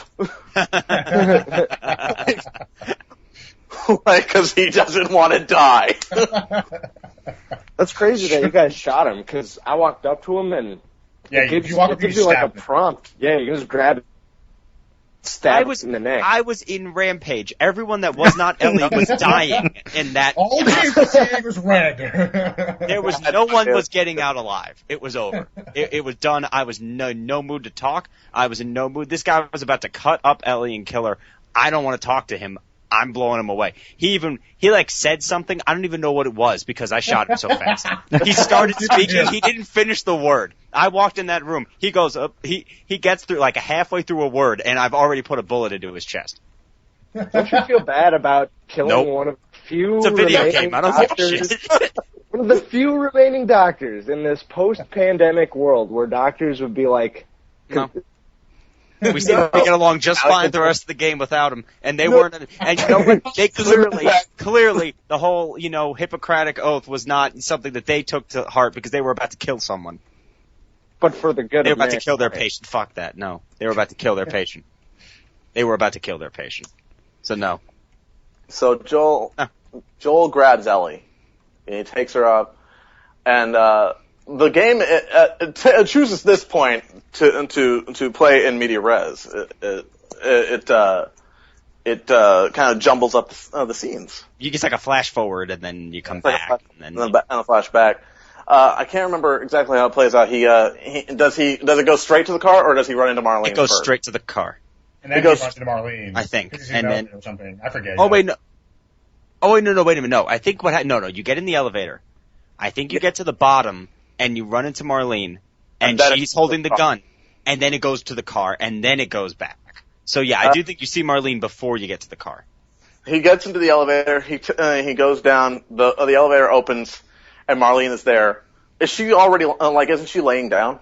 No, she has a gun. She's standing up. She's she has pointing a gun at him. She's pointing a gun at him. And she's like talking about how she can still make it right. Later. Like, you can still do the right thing, And you see her in the car. Yeah, she's pointing the gun at him. She says that you could still do the right thing. And then we flash forward to Joel putting Ellie in the back of a car. Yeah. So obviously we know how that's played out. And he drives away, and Ellie wakes up in the back of a car in a hospital gown, and she goes, "Where am I?" And Joel says, "What does Joel say? What does Joel say? What does he tell her?" Like turns out there were other people who were immune, so they didn't really need her. And he lies to her. Yeah, he lies to her. He says there were other people that were immune, and they tried to do the same thing with them, and it didn't work. They pretty much given up trying to find the cure. Yeah. And then we flash back to Marlene, and she's pointing a gun at Joel, and she says, "You can still do the right thing," and he shoots her. He shoots her down, and she falls down, and he goes to point the gun at her again, and she says, "Wait, let me go." Like, we'll leave her alone. You don't have to worry about it. We'll just disappear. And then Joel utters my second favorite line of the game, where he says, "You'll just come after her," and he shoots her again. Yeah, she's like, "You don't need to kill me," and he's like, "You'll just come after." He's like, "Yeah, I do." Boom. And right in the head. And then we flash forward again, and I think they're still in the car, like they're just driving, and I think Ellie looks a little thoughtful. Yeah. Then we flash forward a little bit more, and now they're back at the hydroelectric plant. The epilogue. They're walking up. You can see the plant in the distance, and Ellie stops Joel, and says, and starts talking about survivor's guilt with him. She says that, she had a friend. What was her friend's name? Riley. Riley. Yeah. She had a friend named Riley, and they were best friends, and they both got bit together. And they were kind of insane. She said, we were kind of insane. We just said, let's see what happens. She said, like, we figured we'd just ride out the crazy together or something. Yeah. Like it was supposed to be poetic. And she says she was the first one to turn. And she was like, I'm waiting for my turn. Because, like, obviously she was immune, so the other one went crazy, but she never did. And she talks about all this survivor's guilt and how, like, Riley died, and now all these other people have died. Tess and Henry and Sam and Marlene and all these. And Bill's partner. And Bill's partner. And the doctors. I don't care shit about the doctor. She doesn't know about the doctor, though. She doesn't know about the doctors. And she asked Joel again. She says, do you swear to me that what you said from at the Fireflies compound was true? That they're not looking for a cure? And Joel looks straight into her eyes and he says, I swear. Well, that's cool because he pauses for a couple seconds. He pauses like you almost expect him to start. He's like, he's thinking, should I or should I not lie to her? And then he obviously makes the decision that no, I'm saying, I swear. And then he says, I swear. And boom, says, Naughty Dog credits. She says, okay. And then cut to black, credits. The thing I love about this game is the recurring theme of pointlessly shooting someone in the face. Yeah. It happened with Robert, happened with Robert's slug. Tess just out of nowhere shoots him in the face. Happens with Marlene. Happens with just about everybody. What was pointless about shooting Marlene in the face? He'll just come after her. She's a threat. What's pointless about it? No, like he could have. There is a point. He could have. James decrees it. He could have. Okay, so he could have had all. So now, basically, what you're saying is that he could just leave that liability out there so that she could go get more of her Firefly friends and raid Tommy's place now. I'm saying he could have done what they did in Black Ops 2, where the guy basically shooting out her knees. Okay. Yeah, but so she can still talk. She's still alive. She can still talk. She can still tell the rest of the Fireflies and be like, hey, motherfucker, this guy's heading back to Tommy's. We gotta get him and get that girl back. That's what makes sense to me in this context is that there is a totality to everything that happens in especially in a post-apocalyptic world. You don't just leave loose ends out there and come back to bite you. Okay, Merle, did you see him die on camera? No, he comes back. Okay, it's the same thing here. If you don't put the bullet in her face and know that she is dead, she's coming back. Exactly. And she's coming back with a vengeance. And wherever you go, you will not be safe. You will not be safe with this girl if, you can't bring Ellie somewhere and be safe if you know that these people who want to kill her are still out there. You need to eliminate every single person that's involved. That's how it works in these situations. It makes complete sense. It's not pointless. And we know that Joel, after playing the entire game, we already know that Joel is a man that will not leave a job half done. Right. Oh yeah. And he's not going to leave that loose end open. He's not going to leave a risk that this woman will come after Ellie, a girl that he has grown to care for as his own, know. And I put it this way when I talk about the ending to other people, because there are a lot of people that when they see that ending, they realize that it ends with Joel pretty much lying to Ellie's face. Right. People watch it and they originally are like, I don't know how to feel about that. Like, as if like, do you think he should have come clean? I described Joel this way. I said, Joel's not a bad guy, but he's not a good guy. He's a survivor. Well, Joel is not a saint. He's not like, the shining hope for all of humankind. But like, in this context, he's just like in other story or anything. He's a human, just like anyone else. And once again, he feels this whole fatherly, protective, and part of the thing that parents do to children is that they lie to them. They lie to them to protect them from certain things. Yeah. Your parents don't tell you about everything that's going on in the world. Or they say everything's going to be okay even when they know it's not because they're trying to spare you and protect you. Joel is feeling the exact same thing. He wants to spare Ellie from this tragedy because she's seen enough. More survivor's guilt for Joel keeping her from saving humanity. Exactly. That's another thing. That's why I thought it would be interesting if they do a sequel to it. Is this kind of realization? If Ellie comes to this realization and finds out that, you know what, I was the only one, and they still could have made a cure for me. You would think maybe through that guilt, it would make her want to sacrifice herself. Well, James, you and I were talking about this, and everyone else can feel free to join in. But I believe when you really look at the look on her face and you hear the tone of her voice, and not to mention that she woke up in the back of a moving car in a hospital gown, rushing away as Joel is hurriedly trying to make up this excuse. She knew that he was lying, and she knew it immediately, and took it at face value because. Well, I don't agree with that. I don't agree that she's going along with it at the end. I think she's just I think that when she says, all right. It's not all right, that's fine, I'm going to be okay with it. It's all right, I know you're lying to me. It's kind of like all right, I see where we stand. You're going to lie to me. I'm going to find out some other way. That's how I see it. From her character, I don't see her just taking that and being, yeah, whatever, it's going to be fine. It's more of I tested you, you failed. I tested you about this whole lying thing and you lied to my face. I know you lied to my face. Now I can't trust you anymore. That's why I took that line. I believe that after all that they've been through, maybe she understands that, like, yes, it grows in the brain, and I could have died for a very slim chance at saving humanity. Like, they weren't even certain that it would work, and they were ready to kill this girl over it. Yeah.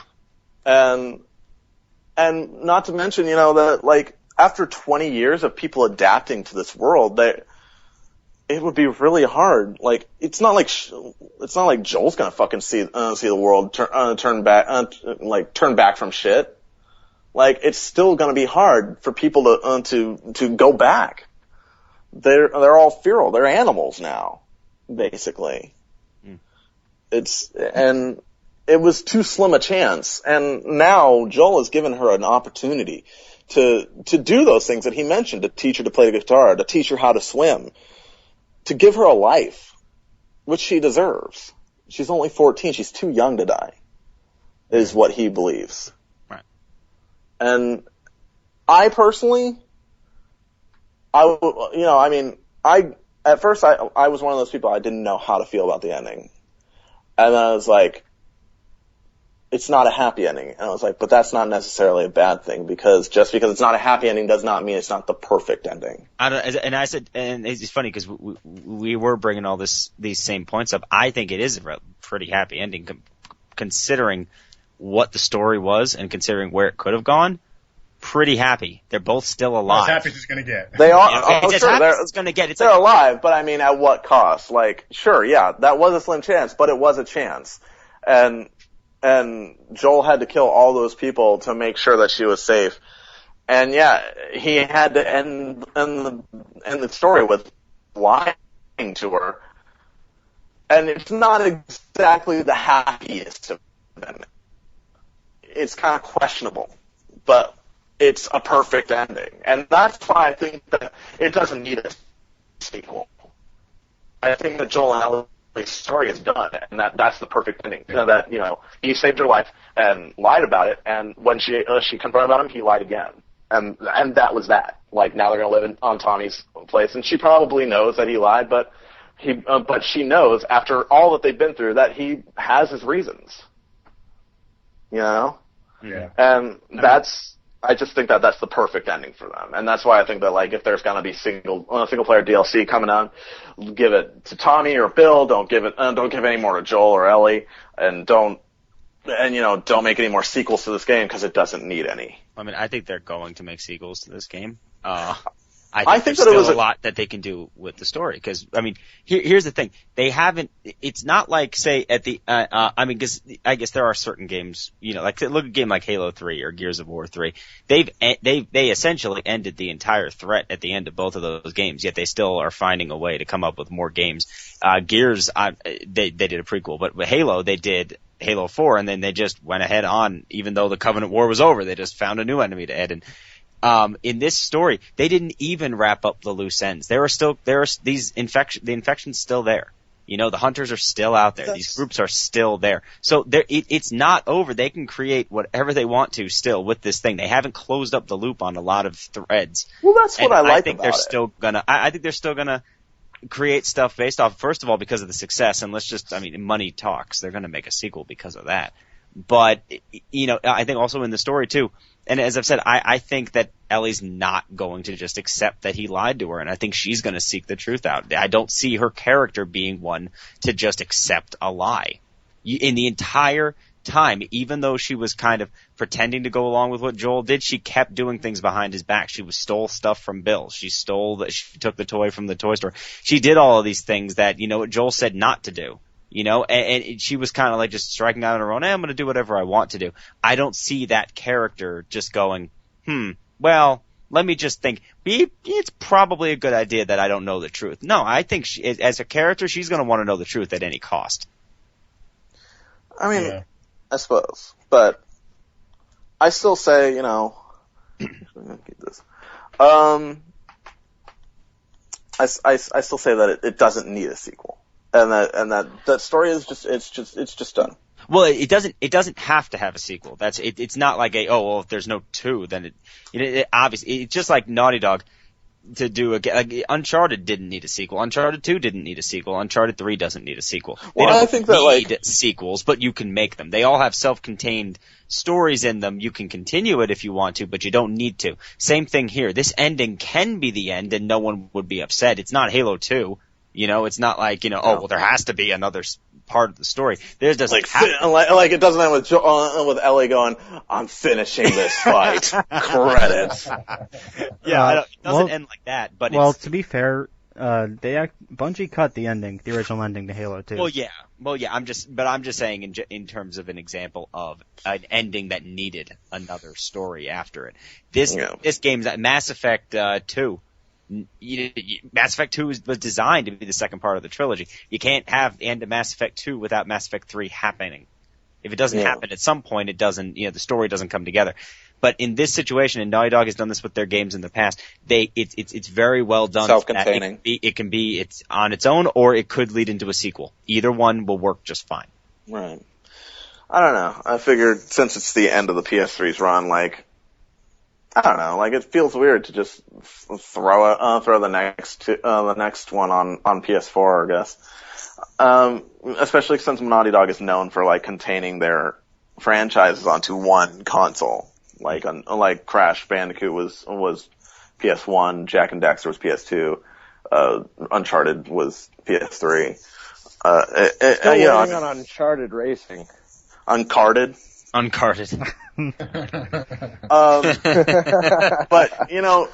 James, you said that it doesn't wrap it up, the infection's still there, and that's what I like about it. You see all these zombie games and whatnot, and it's like, oh man, we gotta cure this infection by the end of the game. It's don't. Why bother? It's it's been 20 years, you guys have learned to adapt. I kind of like that there's not really a resolution as far as that is concerned there. Mm-hmm. It wasn't about the infection, it was about these people. Yeah. And so, I don't think that it's a game that you're absolutely right. You don't have to cure the infection. You don't have to cure the world. Look at the end of the Fallout games. Yeah. Society doesn't just go back to what it was before the war. It's let's build this shit back up. Let's go. Let's bring the old US of A back together. No, that doesn't happen. Time to rebuild humanity. Yeah, it doesn't happen. And, you don't have to. I think a lot of these post-apocalyptic games you struggle with finding a good reason to fight. And it's funny because Joel says something similar in the games. You keep finding a reason to fight. You keep finding a reason to live.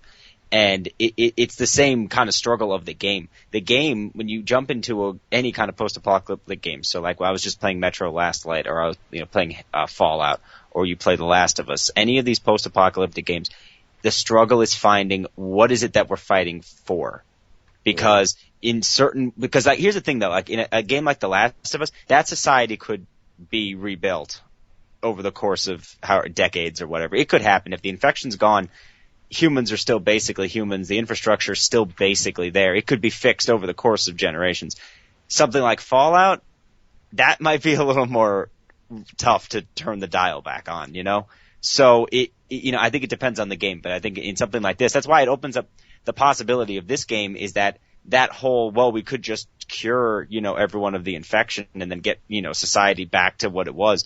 That could potentially happen. The fact that it even is a possibility makes it interesting because you don't know if they're going to do it or not, if they're going to go there or not. Yeah. Yeah. Can we go around the table and kind of because James and I have kind of fronted this discussion on how we feel about the ending. And I want to see how you guys feel. Yeah, it's a good idea. Yeah. Nate, I asked you about it when there you are finished two it. Nates. Nate Gamer. Nate Gamer, I asked you when you finished it, and you said you loved it. Yeah, no, it was, I wouldn't say I was happy about the ending, but I did love it. I thought that it really shone just the sheer it was overwhelming. I just had never seen that in a game, like done so poignantly. And even at the end, there's this chance of saving humanity by killing Ellie, and the fact that Joel winds up not doing that, and I think it goes back to like that prologue where his daughter is shot by just a regular human, and I don't think he really cares that much about the disease. He cares more about the people that are still alive. Yeah. And that's great, that's a good character trait, man. And I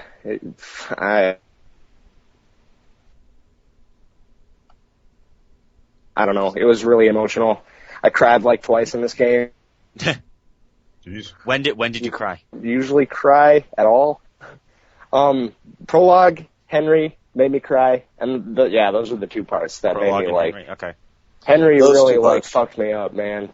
I liked those guys, and especially the part where Henry's like talking about barbecues and stuff. I know he can kind of remember some stuff from the old world, and you're like, this Henry guy, he's really cool. And then bam, Like wishing he could ride a motorcycle and stuff, Yeah, like the Harley and Davidson. everything. Yeah. Yeah. But yeah, that's true. Yeah. That got me too as well. The prologue, Henry, I got a lump in my throat, more out of fear, with the end of winter and fall, both of those. And I cried at the end. Nate Hohl, how did you feel about that ending? I thought the ending was appropriate. Mm-hmm. I definitely struggled for a bit about, whether, what I felt exactly about Joel's decision. Cause there are good and bad connotations to it.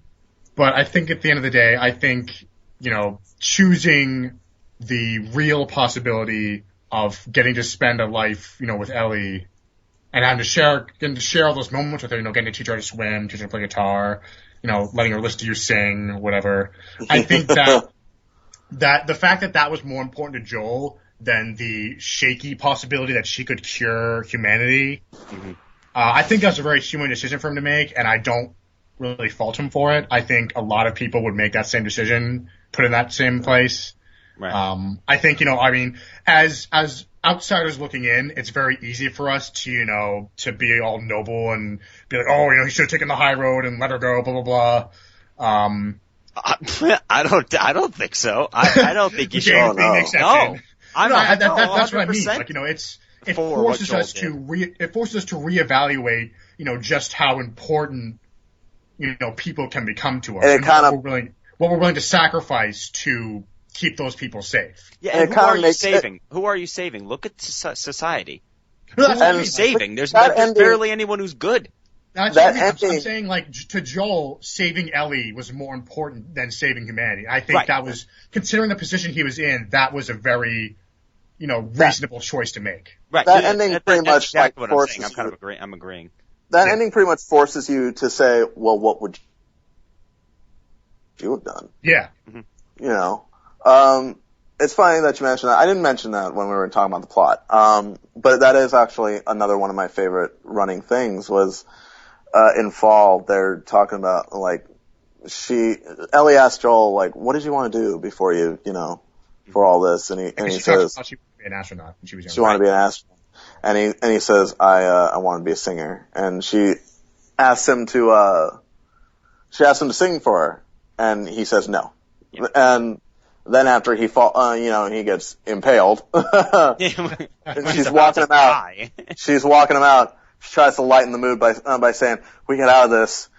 You're definitely singing for me." Yeah. And he struggles. You are so singing for me. and he struggles to get out. You wish. Uncompromising man. And before I forget, another thing that was mentioned in Fall, I believe, but I don't think I heard it. I think he deflected it, and I tried to reload the checkpoint to hear the dialogue, but Ellie asked Joel if he was married. Oh yeah. Because after he says he was for a little bit. He says he was. I was for a little while. And she says, what happened? And I didn't hear what he said. I think that's when he deflected it. I think he just he deflected. He says, like, okay. And she's like, too far, and he's like, too far. Yeah, it was something like that. Yeah, it wasn't he didn't want to talk about it. He makes it clear that he doesn't want to talk about it, and she's like, okay. Yeah.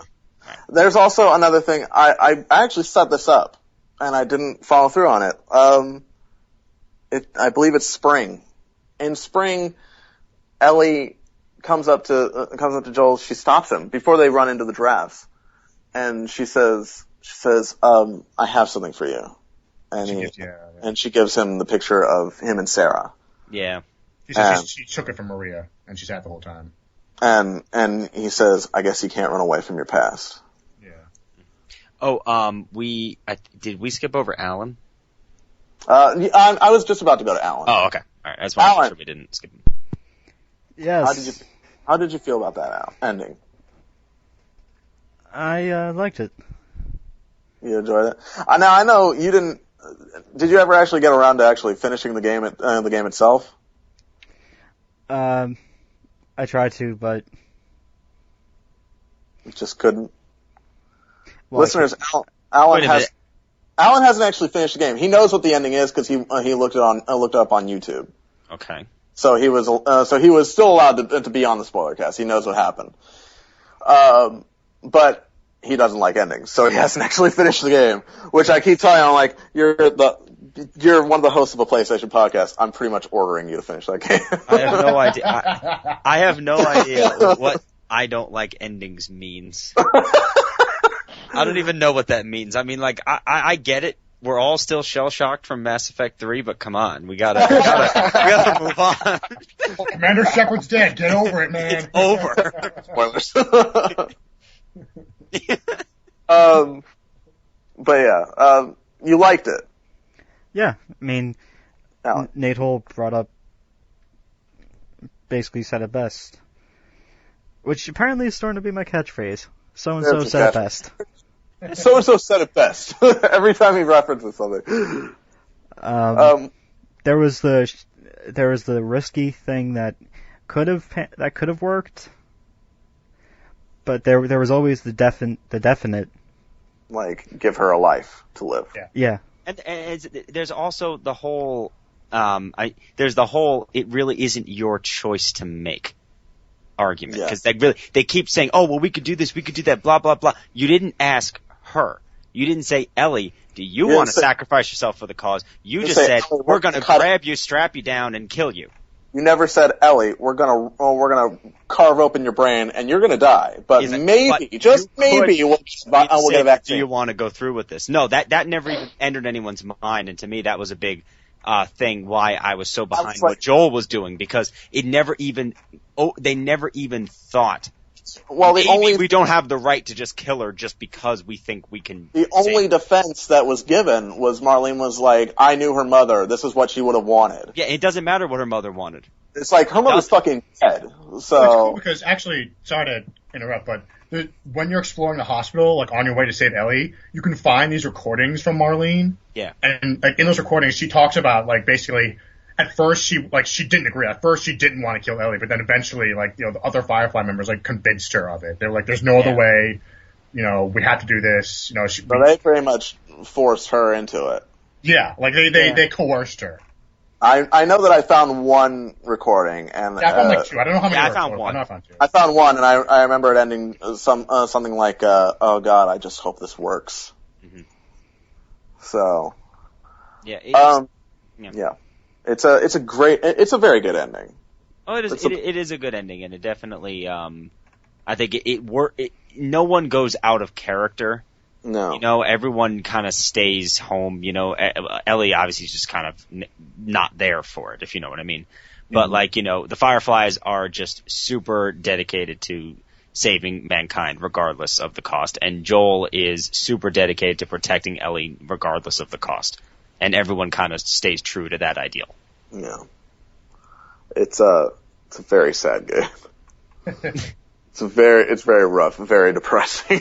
But it's very good too. Very good. I just think it's so funny because you guys think it's so sad and so awful. I don't think it was that bad. Like there were parts of it. Sad. There were parts of it that were pretty brutal. But to be honest, I was expecting everything, and it did not shock me. It didn't really surprise me. Did you cry at all, James? It wasn't that bad. I did not cry one bit. Robot. No, I didn't. Congratulations, No. James. You're a hard ass. No, I did. Well, I mean, no. The thing about it is, I think I'm seriously spoiled emotionally because of The Walking Dead. I mean, really, look at the fucked up stuff that happens there. Yeah, that's a and good point. you know that it's going to happen in this. So anything they hit you with, you're like, yeah, basically. And you know what? The only time that I was upset, and it wasn't even upset for any other reason than gameplay reasons, was when I had to play as Ellie and I thought Joel was dead. Not because I was going to be so upset that Joel was gone as a character, but because I thought, oh my god, I have to play as Ellie for the rest of this game. That's the only time I was upset. I might have cried if she was the only one I could play as for the rest of the game. That might have made me cry because of the gameplay implications. Aww. Then you could have upgraded her with supplements. I don't know. All I know is that once I got to be Joel again, I felt like a tank. Did anyone else feel like that? Yeah, definitely. I was like, now I can defend myself. Yes. Now I can take on more than two guys and knock on my ass kicked. Well, yeah, I had my flamethrower, I had the rifle, everything was on my back. It was just so much stuff. It was like, oh my god. Ellie only had like a pistol and a rifle. Yeah. I think you could find a shotgun somewhere, but she eventually gets a shotgun, yeah. Yeah, still. Fuck. That part of the game's pretty hard. But yeah, it's a very good game, and like I said on the Gamercast, I gave it an A+, which is one of VGU.TV is now only has 3 perfect scores in its history.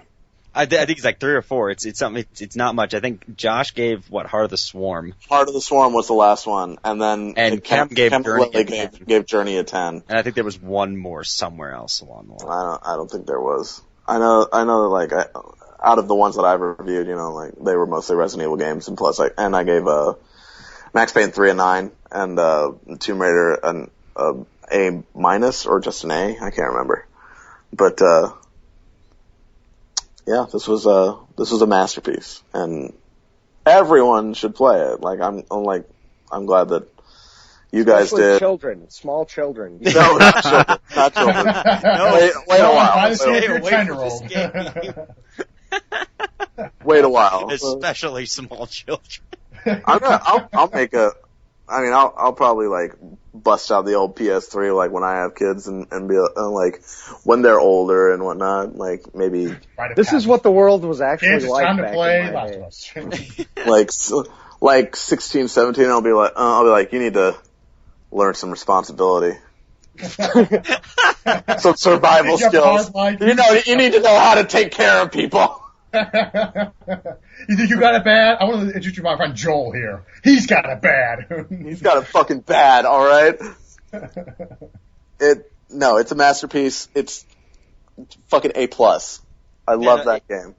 It was phenomenally well done. I do agree Winter was the best part because of I think the fact that they switched both characters back and forth, they left you in the dark about a lot of things. You got very emotional, you got very for me, emotional wasn't the crying at the sad things, it was the rage at the make me mad things. You know, when they took her, Ellie, and I was Joel again. I'm like, I'm gonna fuck these guys up. And then when they took her at the end, once again, I'm gonna kill every single Firefly and Doctor in this hospital. You know, so for me, the emotion was the rage. It was I was so. I agree. I definitely felt Joel's. Oh yeah, there was a lot of rage. Like when he was torturing those two guys in Winter, I was like, yeah. Oh my god. Yes, it was just like yes. That's all right. Go get him, Joel. Still my favorite line. I still like look up that scene on YouTube and watch it every so often. I like it. My favorite line was that one, but I think another funny line was because this resonates with me in particular is when they're going up to the hydroelectric dam and he's like, "That's a hydroelectric dam." She's like, "What's that?" He's like, "It takes the movement of the water and then it converts into electricity." And she's like, "How does it do that?" And he's like, Ellie, I know what it does. I don't know how it does it. That's exactly what my response would be too. I don't know how it works. Yeah, it was a very mumbo jumbo. Yeah. We are pretty close to the 2-hour mark, I'd say, if we haven't already passed it. So, if there are any final points that you want to hit on this game before we kind of close out, we'll go around the table. Alan, what do you think? This was a line that was pretty much like a throwaway, but when Tommy mentions how they survived in the early years after the prologue, I'd love to see DLC of basically like a little bit of that. Yeah, I especially. I mean, like I said, I'm still adamant about, I don't want to see more Joel, but I do want to know what he meant by, I've been on both sides. Yeah. Yeah. It's very clear throughout the course of this game that Joel, not only was he not a good guy, that he was actually probably a pretty bad guy for a while there. Yeah. Anything else from you, Alan? Any final points? Please, God, and Naughty Dog, leave it alone. Don't make a sequel. Just leave it alone. Don't make a sequel. I agree with you. Don't KOTOR 2 this shit. KOTOR 2 was great. Get the fuck out of here. Don't you start talking about KOTOR 2. That was awesome. No. I loved KOTOR 2, but it didn't.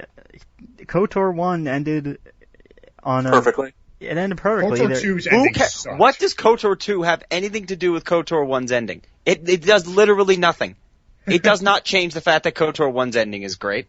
Doesn't change it at all. You can make as many sequels as you want. It doesn't dilute how great the original is. I don't understand that argument. I hate that argument. It makes no sense. Alan, be quiet.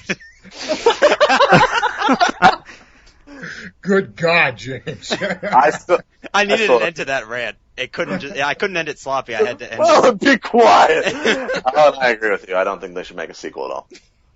At all. Yeah, me too. A little DLC, sure, maybe. But, no more Joel and Ellie. They're done. Let them be. I would rather see Uncharted 4, so if you want to just do that. Yeah. I still like the Uncharted series maybe better. I mean, couldn't you see like another sequel where it's just Ellie 20 years later? Doing what? The same fucking thing? I know. What? I don't know. Well, I'll wait for my turn. Go ahead. Yeah. Alan, if you're done, I'll go over to Nate Gamer. Yeah, I mean, I feel like I've said, I don't know, this was an amazing game. It's probably supplanted, I don't know, Ni no Kuni as my game of the year so far. Definitely is better than that game. My game of the year previously was BioShock Infinite. Another game that starred Troy Baker. But no, Last of Us has moved into that spot. Multiplayer's pretty good. I don't know if you Very guys good. have played much of that. I haven't touched the multiplayer I'm not yet. big. I like the concept. I just don't like That's it. because you're not good at it. Well, yeah, I'll be the first to admit, I suck at competitive multiplayer, so I don't enjoy playing it. I suck at single player games. I have to play it on easy. And me too. Yeah, I mean, I enjoy my time with multiplayer even when I'm losing. And that's If they ever add like a co-op mode, I will definitely play the hell out of that. But for now, like it sucks because I really like the concept. I like the universe of Last of Us. Like I want to keep playing, in that world. But Yeah. I just don't like competitive multiplayer. So You should keep it open for VGU plays. I won't be joining it because my girlfriend's got my copy right now. But whenever she's done, yes. yeah. Nate, did you have more to say before you? No. All right, Nate Hohl, last points. I think the single player, the story was good and complete. For DLC, I would definitely like to see, maybe playing as Bill or Tommy, maybe even David as like a prequel.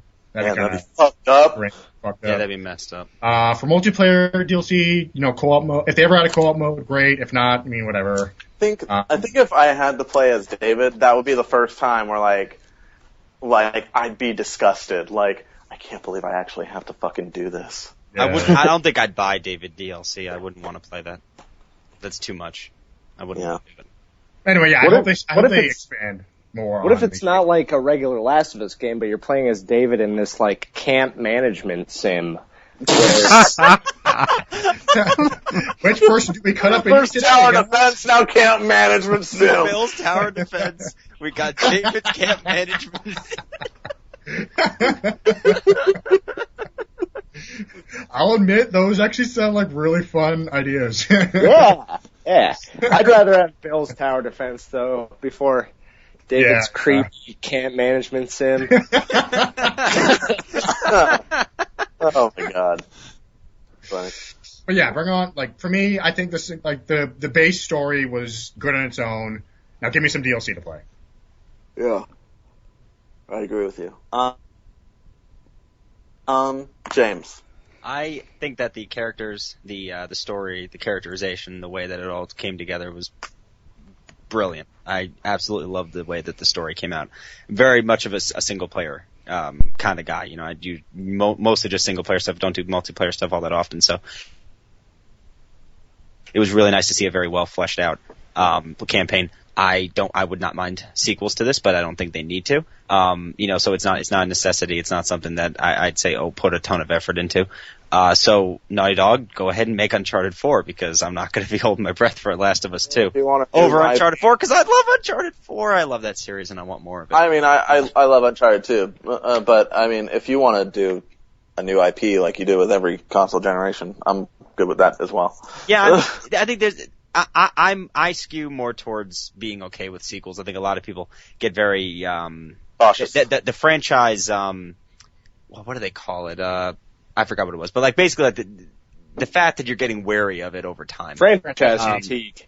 Yeah. Fatigue, that's the word. Franchise fatigue. The franchise fatigue doesn't set in very often with me for a long time. So I'm still okay playing Call of Duty, Halo, Gears of War. I mean, look at me. over and over again. Look at me. I'm still playing Resident Evil. The hell out of shit. What? Look at me. Well, I'd say if they come out with a new Mass Effect game or something like a new KOTOR, I'd play the hell out of that. Oh my god, Mass Effect 4. I'm gonna. Yeah. I'm playing after it. Oh, the man. awful ending of Mass Effect 3 that commented twice in this spoiler cast that has nothing to do with Mass Effect, I would still go and get Mass Effect 4. I still play Mass Effect 3 multiplayer to this day, so Yeah. I still play the Mass Effect games, but anyway, about The Last of Us though, I think that if they want to make a sequel, that's fine. If they don't want to make a sequel, it can stand alone, which is, I love that about Naughty Dog games. They don't have to worry, you don't have to worry about it's gonna need to have a sequel. It's fine as it is. You don't need to have one. You can have one, but you don't need it. I like that. And just, I would like some single player DLC, along the lines of Bill's Tower Defense or something. I would like some single player DLC. That would be pretty cool. But overall, I just think Naughty Dog did a very good job of creating a, just this very good single player experience that really just kind of, as people say, it defined the generation. I don't think it was my favorite game of the generation, but I think it definitely took a lot of the things that made this generation great and did do them very, very well. So I liked it a lot. Yeah. I agree with you though on the, I don't get don't feel the franchise fatigue for a long time. Look at me, I'm still playing Metal Gear Solid and Resident Evil. So yeah. I think you guys basically said it all. I mean, I can't accurately describe like how amazing this game is. Like, you got to play it. You have to. Just words. You have to play it. As long as you are 17 years old. I can't accurately describe how amazing this game is in just words. And I wrote the review for it. So, it's one of those that you just have to. It's an experience, and you have to go through it on your own. Like, it's like I told my girlfriend. I said we're kind of short on games, and we want to kind of move in together and all that. And I said, I said we don't have a lot of money. Like, I told her, I was like, we're gonna move in together anyway. Give me the copies of your games that I already have, and I'll sell them. And because she doesn't even have that much time to play games anyway. And I said you're gonna have to be a little more picky and choosy about which games you actually play. And I said, but this is about The Last of Us is an experience that you're actually going to have to do. Like, I enforce it. Like, I can't let you just like go through life with like not playing. We are over if you don't play this game. Like we're done. Like, I'm walking out on you if you don't play this fucking game. You don't understand. She did manage to make it through the prologue before she was like, I have to turn this off right now. But yeah, it's a fantastic game, and I applaud Naughty Dog for what they've done, and can't wait to see what they've gotten next. Just stop stealing people's subway maps. Stop doing that. Don't do that again. Come on. Don't do that. Come on. Come on. Don't do that. Come on. Doing a little house cleaning. Thank you, listeners, for listening to VGU.TV Spoilercast. Please come to our website, VGU.TV. Hang out and read our articles, read my review of The Last of Us. And if you want to tweet at us at VGU.TV or tweet at us individually, Allan is at the Allan Muir. That is TheAllanMuir. Nate Gamer is at NGamer. Nate Hohl is at Nate Hohl. That's HOHL. James is at James Pungello. That's Pungello. I am at Mattman07 with 2 T's, in case you were wondering. The Last of Us is a PlayStation 3 exclusive. That means that we all have PSNs. Allan is that Jew boy. He hates that. He wishes he could change it, but it's not anti-Semitic. He's actually Jewish. I got it right that time, Allan. But it's BOI, not BOY. Sorry. Nate Gamer is Xwonko, XWONKO. Nate Hohl is Opposed Crow. That's one word. Don't forget the D in opposed. I don't know if you could hear it. James is Pungelbro, Pungelbro. And I am Mattman310. Thank you again for joining us for VGU.TV's Spoilercast of The Last of Us. And we will see you again next time. Later.